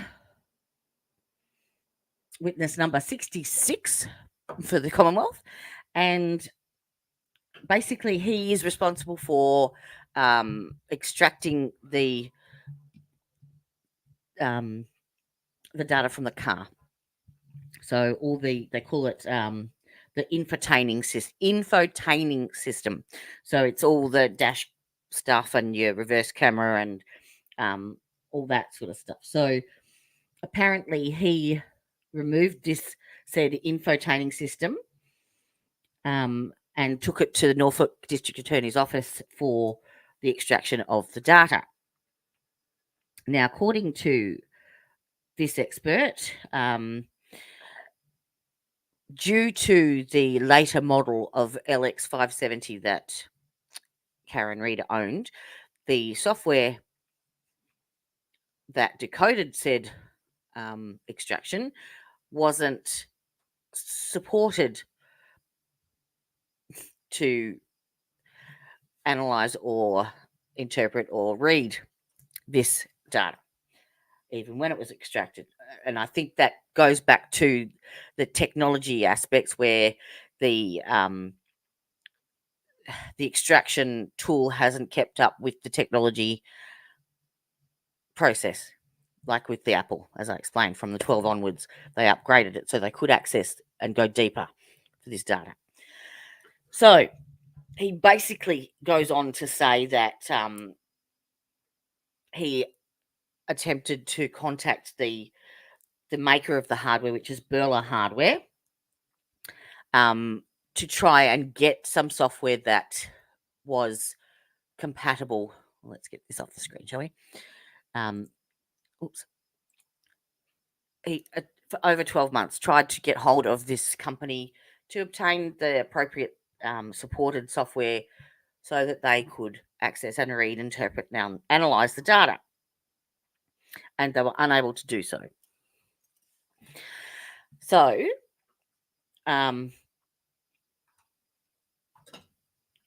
what they end up doing is apparently the last resort that you would do when you're trying to extract data. And that's called a chip off, because apparently you actually have to physically remove the chip from the motherboard, which in turn completely destroys the motherboard. So after, I think, about 18 months, they actually did this chip off to do the extraction of her data. But wouldn't you know it, the reverse camera wasn't working. Really? Really? Come on. This can't all be coincidence. Surely. And this gentleman, the next witness, also was responsible for extracting the data from John's phone, John's laptop, and his all-in-one desktop, Karen's phone, Jen McCabe's phone, Kerry Roberts, and he also reviewed the limited text stream screenshots that Brian Higgins provided. And the forensic tool that he uses to do that is called Axum. And so basically, the main thing that he wanted to look at on John's laptops was for details and evidence of other people accessing the Ring camera, and either deleting video files or footage, or just the fact, or tampering with it anyway, at the very least, which he found no evidence of. He's apparently the only device that was able to access the Ring camera itself was John's mobile phone. So that's good. That solves that problem. And they apparently got a lot of GPS location data extracted from John's phone. They haven't gone through that yet. They didn't get a great deal from Karen's phone, but no one's disputing where she was. She completely admits that she was at these locations. There's no disputing that.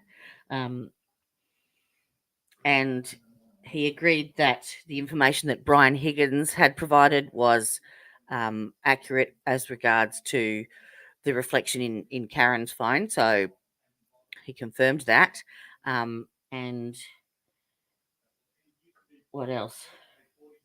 He basically then went on to Karen Reid's phone and brought up Facebook Messenger messages between John and Karen the day prior to the incident. So I think this is the testimony there is basically that their relationship was a bit rocky and they were having a few issues. And so I think they're fishing for motive. So we're going to play from there, where the Facebook Messenger messages, they start going from there. So 6:38.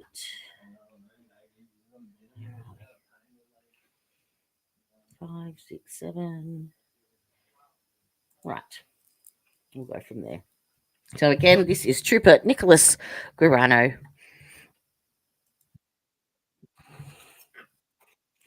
Oh, hello.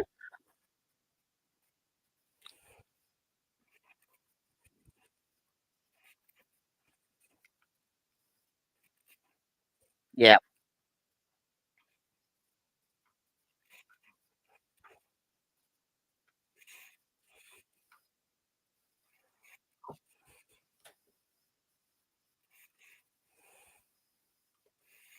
Absolutely.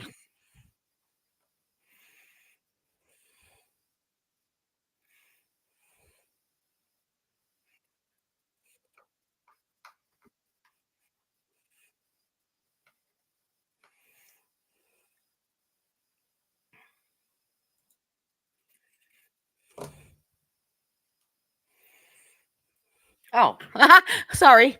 Forgot to put it on stage. I keep doing that. And now, Trooper Guarino, do you recognize what's up on the screen as the next exhibit, sir? Ms. Gilman, I'm sorry. If you could scroll down just a little bit. Yes. And again, from this first page, if you could, the blue bubble is from Ms. Reed. Is that All right. correct? So Yes, that's correct. 28th of January 2022, Yes. starting from 9:49 a.m. in the morning. Okay. Yes, my darling, it is way past my bedtime. It's 3.5 hours of a stream, but I've just got this last little bit to may as well finish it off for the day. And then the voir dires start tomorrow, and then Wednesday's a holiday, so I can have a rest Wednesday. all good. But yes, I'm starting to fade. And if you could, again, read from this first page as far as time, who was speaking and what is said. At 9:49 a.m., Karen says, "You've really hurt me this time." 10:02 a.m., "I'm sorry. This is, sorry, it's kind of hard to read. I'm sorry, this has been an issue with me for 8 years. It physically hurts me to see everyone else in their life do things for them, and I'm forced to always be the bad guy."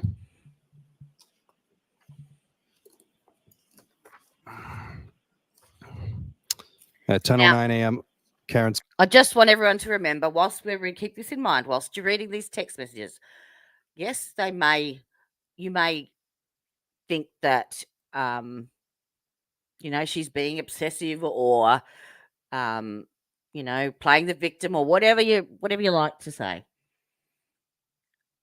At the end of the day, it still does not prove beyond a reasonable doubt that she is guilty. So keep that in the back of your head. You need to apply the law here, and yes, it is a contributing factor. It is a mitigating factor. It can potentially show a motive, but at the end of the day, it does not explain the injuries that John sustained, nor does it explain the broken taillight or anything to do with that. So Says, "I am not the same as everybody else. Most of the time, I try to do what is healthy/smart for them. More importantly, I try to support you and what you need. You just lashed out at me and said terrible things. I don't know how you've gotten to this point with me when I'm just trying my hardest. You made your point and continue to beat me down. I have a lot going on too. Physically, I'm falling apart and trying to get answers and help." If I could stop you there, sir. If I could direct your attention to my apologies. Sir, if I could direct you to page 5. Okay. I'm sorry, bottom of page 4. All right. And starting with the blue bubble on the bottom of page 4, again, if you could indicate as to who's speaking, what is said, and the date and time. Yeah. Karen says to John at 1:21 p.m. on the 28th, "Maybe you can call someone." If you could continue on and through page 5, sir. On the 28th at 1:46 p.m., John says, "Like who?" And 1:47 p.m., "What time are you coming here?" And then there is, at 2:05, there's a message, but no content. And the next message at 2:06, sir. Yes, 2:06 from Karen. "I don't know what time. Feel kind of out of it. Just trying to clear my head." 2:06 p.m., John writes back, "Okay." 2:06 p.m. again. Karen says, "Text me later when you guys settle in later." Text me when you guys settle in later. John says, "Sure," at 2:06 p.m. again. Karen says at 2:16, "I feel pretty shitty about this. Feel pretty shitty about how this morning went down. I know you said sorry, but it really stung, especially when I've been trying pretty hard lately. I feel like a loser turning around, just coming back over after everything you said." If I could ask you to continue on to page 7, sir. Okay. At 2:17 p.m., John says, "Not sure what else you want me to do. I said I'm sorry and I was out of line. If you prefer to stay home, I totally get it." Karen replies back at 2:17, "Things in my own life have been difficult too, you know." John writes back at 2:17, "I know." At 2:25 p.m., "Tell me if you're interested in someone else. Can't think of any other reason you've been like this." From Karen. You could continue on to page 8, sir. At 2:25, John responds back, "Nope. Things haven't been great between us for a while. Ever consider that?" That was at 2:26. At 2:29, he writes, "Kids are here, not in the mood to talk." And how does the defendant respond to that at the bottom of page 8? "So you're not into it anymore. That's fine, but I don't want to keep trying, and you keep treating me like this." At 2:29 p.m. If I could direct you to the next page, 9. Yep. Reed says, I'm trying to hug and kiss you this morning, and you whack me in the face with a pillow at 2:29. At 2:30, she says, last night you're basically like, yeah, what about? When we talk about the future, so why don't you just admit you're not into it so much anymore? At 2:30, oh, sorry. Go ahead. I said 2:30, John says, not how it went down, but okay. Now does Ms. Reed respond to that? So he's Can pretty you please admit dismissive, your head really. is out of the game with us? She's trying to get some reassurance, and he's giving her nothing. Okay. At 2:32 p.m., sick of always arguing and fighting. It's been weekly for several months now. So yeah, I'm not as quick to jump back into being lovey-dovey as you, apparently. From John. And then John again at 2:32. Oh my God, stop calling. Yeah. Apparently, where is it? She rang 18 times in that 5-hour period. 18 times. But I've been a stepmom. A step parent is bloody hard. It is really, really hard. And it's really unrewarding because you don't get, you do all the hard work as a mum, but you don't get any recognition on that part. I mean, I've got my own kids as well, so I wasn't looking for recognition, but you've sort of got to take a back seat and take a step back as a step parent almost, because you have to accept the fact that you will never be first place in front of those children in the other parent's eyes at the end of the day, and nor should you be. I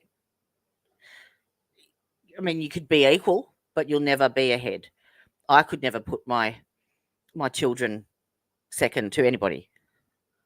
That, in my opinion, that's me.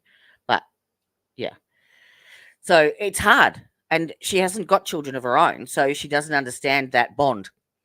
And whilst they're not John's biological children, even more kudos to him for taking them on.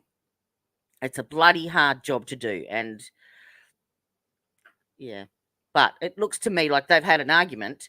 She's looking for some reassurance, and going back to the text that she was, the things that she was saying to Higgins, I think that she's, over the last few months, obviously felt a distance between them, and so she's reached out to someone else for some attention, any attention when you're not feeling the love. Pretty much, you look for it to get that self-assurance, that self-esteem. But what I taught my girls is that you don't look outside for your own self-worth and your own self-esteem. It comes from within. You need to trust in yourself and be strong enough. You never rely on anyone else to provide that for you. That's on you. You are worthy. You are good enough. There is nothing wrong with you. And if people don't accept you for who you are, then they're not worthy. Simple as that. So that's just my little thought for the day. Okay. With regard to... Good morning, Lulu. Welcome.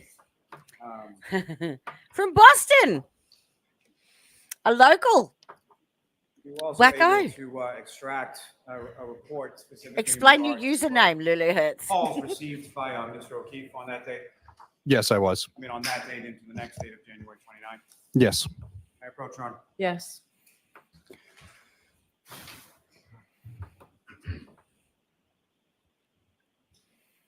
Anyone got any updates on what's happening with the Voir Dire? Type them in chat. Let me know what's going on. I'm missing it.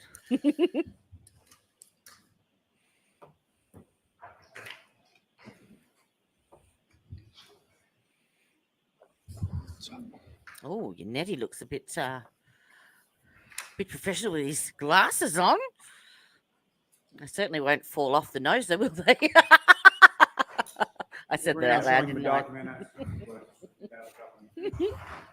I got to stop doing that.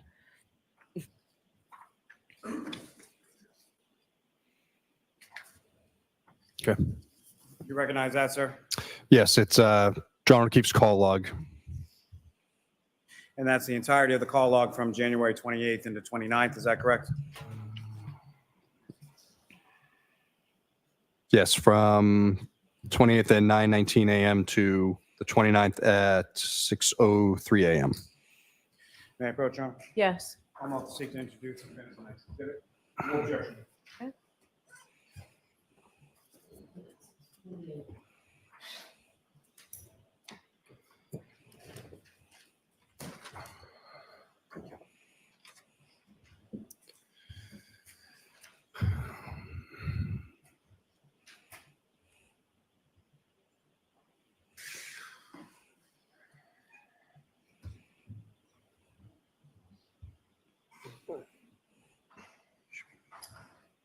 May I approach again, Your Honor? Yes.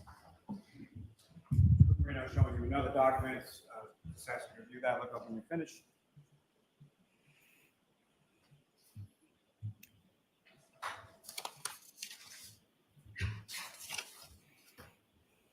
Do you recognize that, sir? Yes, this is Karen Reed's call log from January 29th at 12:33 a.m. to January 29th at 6:03 a.m. And those are specifically calls between the defendant and Mr. O'Keefe, correct? Yes, that is correct. May I approach again, Your Honor? Yes. I'm about to seek to introduce the minutes of the next exhibit. No objection. Thank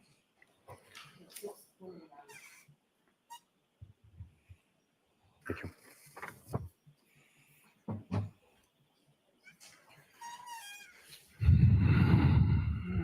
Now, Trooper Guarino, from the text messages that you were just testifying from, Mr. O'Keefe indicates OMG stopped calling at 2:32 p.m. Is that correct? Yes, that is correct. Now, from your review of those call logs, how many times did the defendant call Mr. O'Keefe on January 28th from approximately 9:19 a.m. to about 2:58 p.m.? There's 18 calls Really? from 9:19. Wow.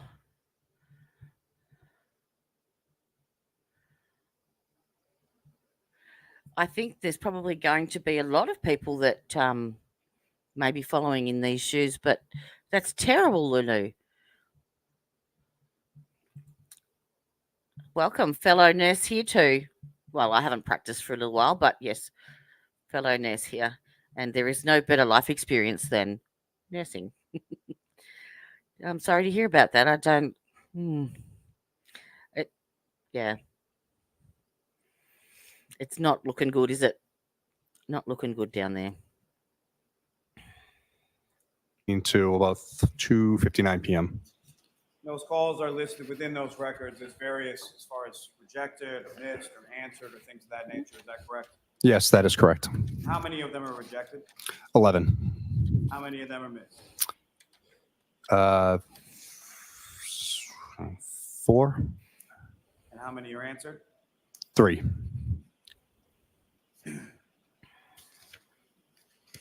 Now, following that text message at 2:32 p.m. from Mr. O'Keefe to the defendant asking her to stop calling him, does the defendant keep calling?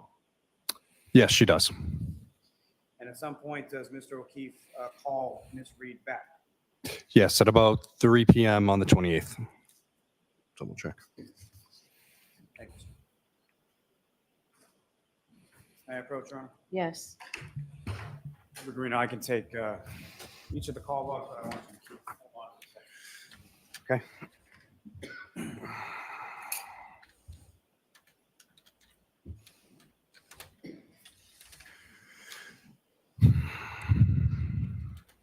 Now, sir, if I can turn your attention back to page 10 on those text messages with respect. Okay, so Mr. Lally, when you put your head down and when you walk away, we can't hear you. And so there won't be a record of this. So you have to keep your voice up.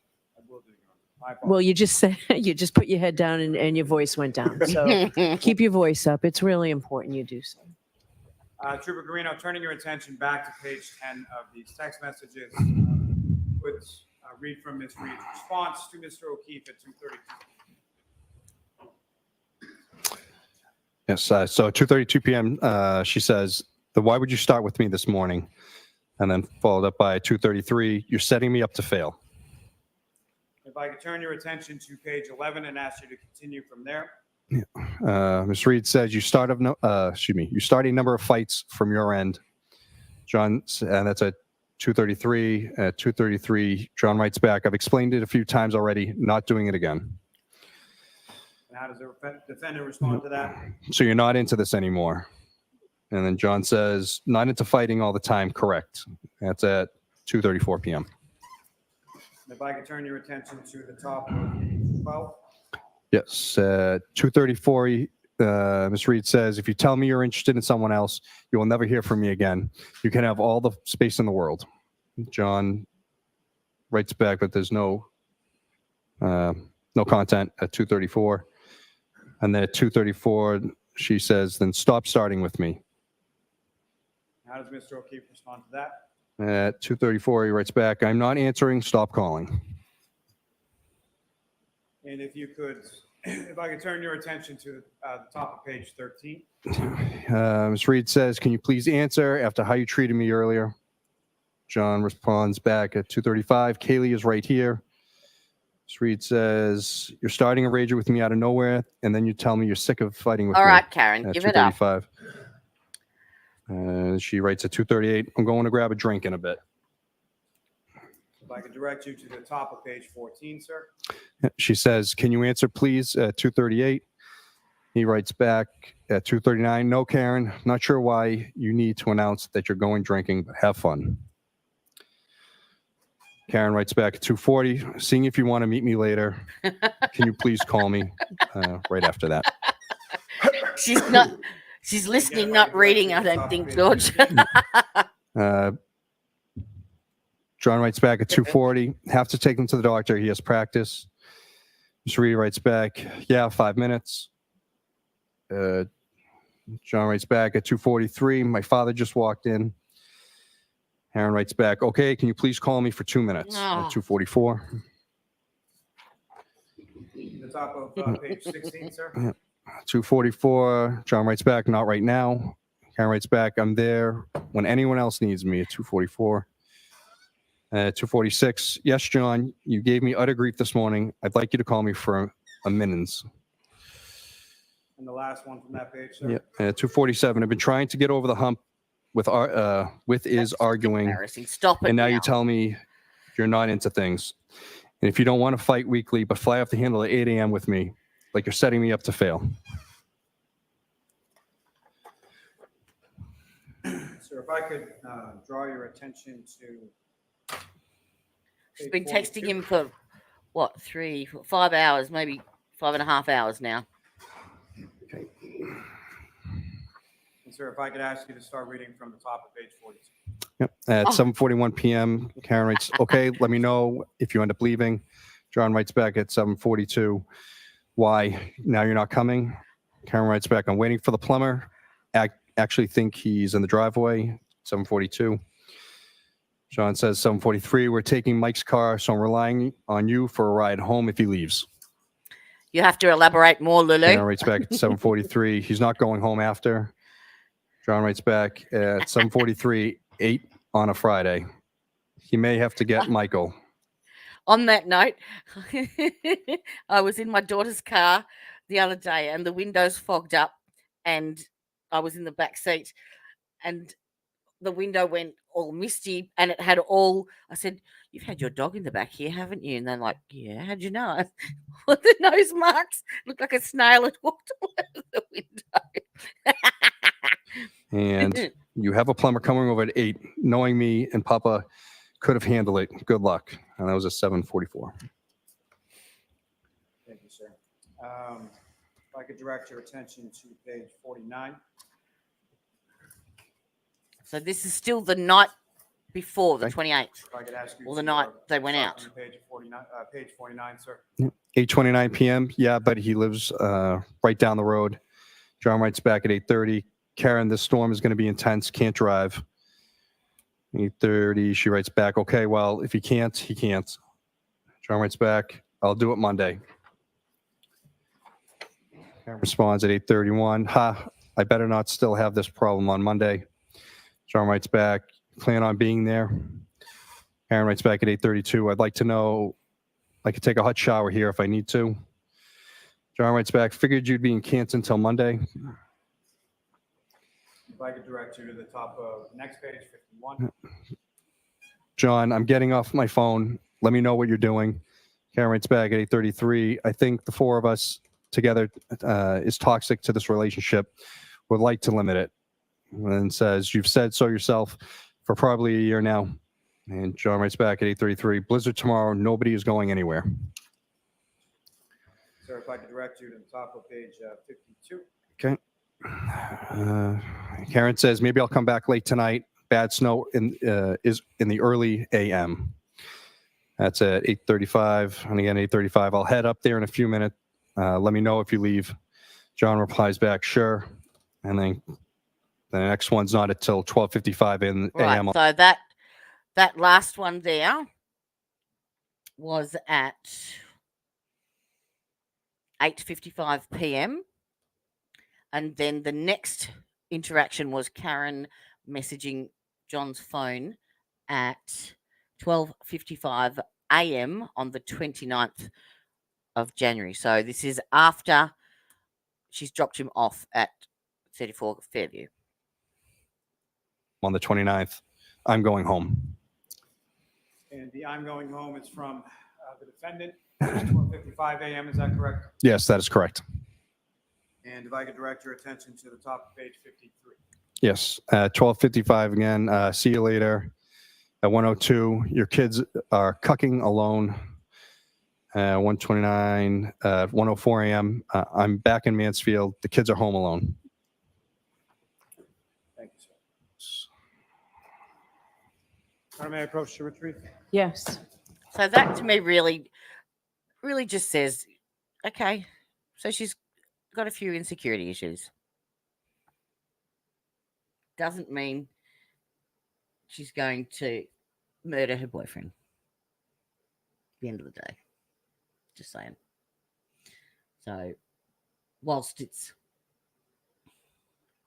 not particularly favourable and slightly embarrassing on her behalf, I wouldn't. Some of those responses that John gave, there's no way I would continue the conversation. It was like, no, okay, done. But that's just me. Anyway, so that's the end of day 26. And as I said, to 27 is the Voir Dire, or however you want to VD it. Which is, I think, live now. Then Wednesday is the holiday. Happy holidays. And then Thursday, the jury is back in for testimony. So we're back in court Thursday. But I will have a look at today's court and see what juicy bits I can find and present. And hopefully get back tomorrow and then have a break on Wednesday, which would be nice. But it's bloody freezing here down in Melbourne. Absolutely freezing. And I never say that. I run hot. I'm not going through menopause. No. I refuse to admit it. My blood test comes back in a couple of days to confirm. So I'd like to give a massive shout out to Discord as well. They are amazing. If you want any information, if you're researching a case or looking up information, as the gavel drops, have it's like a limitless supply of knowledge and facts and documents, and they update all of the current cases, the media stuff, document drops, court papers, you name it. They've got everything, and it's they don't charge anything. If you wanted to focus on a case that is not even in the mainstream stuff, you can often find a lot of the information and background. So they have it listed in like a thread. So you can go from the very beginning right to the current day and access all of the documents, media, correspondence, you name it. So you've got all of your facts lined up, ready to go. So it makes researching and planning for content creators particularly so much easier. They're amazing. So get over. I'll put the link back up on the screen for you. If you're interested in anything to do with true crime whatsoever, even if you're not a content creator, check them out because, the information is A1. Another big shout out also to Brandy Churchwell, 13th juror, for her amazing analysis and explanation of the Celebrite data and the data analysis and programming stuff, which made it way easier to understand, but it still left me confused once I heard the testimony from Ian Whitlock or whatever his name is. I've forgotten it now, but that's only because it's after 1 o'clock in the morning now. And thank you too to the Glarer as well. He's I capture his clips because he's hysterical. I do my research of the trial watching his stream.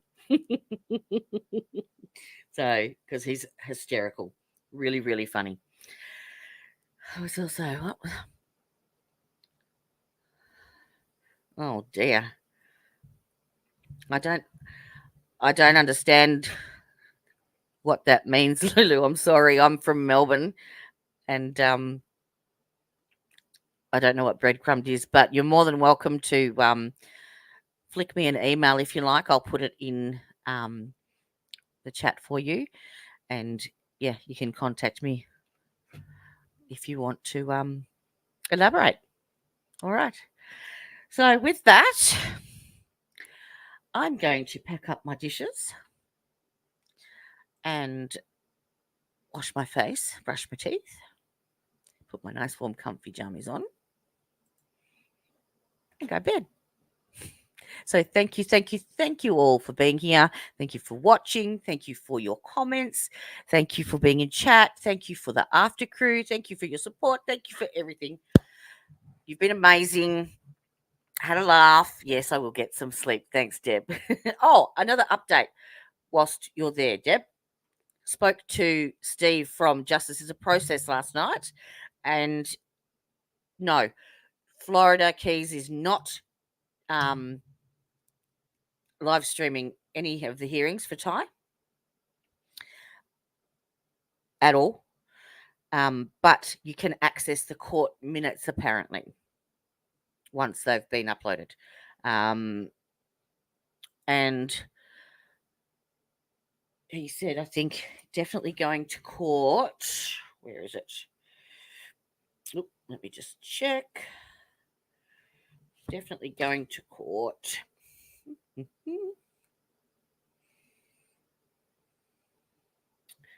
lost it. There it is. So there's no stream available for the hearing yesterday or the one on the 28th. They don't participate in airing its proceedings publicly, and it's one of only 3 counties not doing so. And they don't want him to have a voice either. That's why they wanted his bond revoked. So he is going to try and get in contact with Ty himself in some way and get some updates there that way, if he can. So fingers crossed. I'll keep you updated if and when I know some more. All right. So apart from, I was going to look for the date of the trial. He did say. Looks like trial will be happening on the 6th of the 9th. You get your dates backwards. So what's that? September. 6th of September? Yes. So there's that. Oh, yes. Snap. All right, we're on it. Okay, I'm done, and I shall leave you with my tribute to John and Karen as my outro. Stay safe, stay warm, and I'll see you next time. Bye.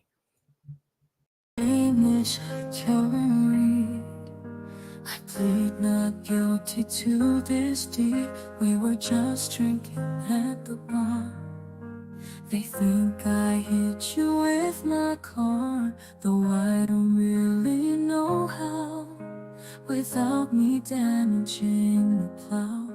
So we found you in the snow. How you got there, I don't know. Brian Albertson's the place where we found your broken face. All the witnesses at trial claim their phones can all but dial. The McCabe say they're your friend, but the truth they surely bend. They will pull out all the stops, protecting all the crooked cops. And those cringy texts I sent to the agent that was banned were removed in single threads by machines owned by the feds. So Detective Brian's dreams were not disturbed by my shrill screams. Carrie Roberts testified, didn't fake it when she cried. Unlike Jen, who likes to mock a state of horror and of shock. It was February 22 when I last set eyes on you. Death is such a nasty thief of your life, Johnny O'Keefe.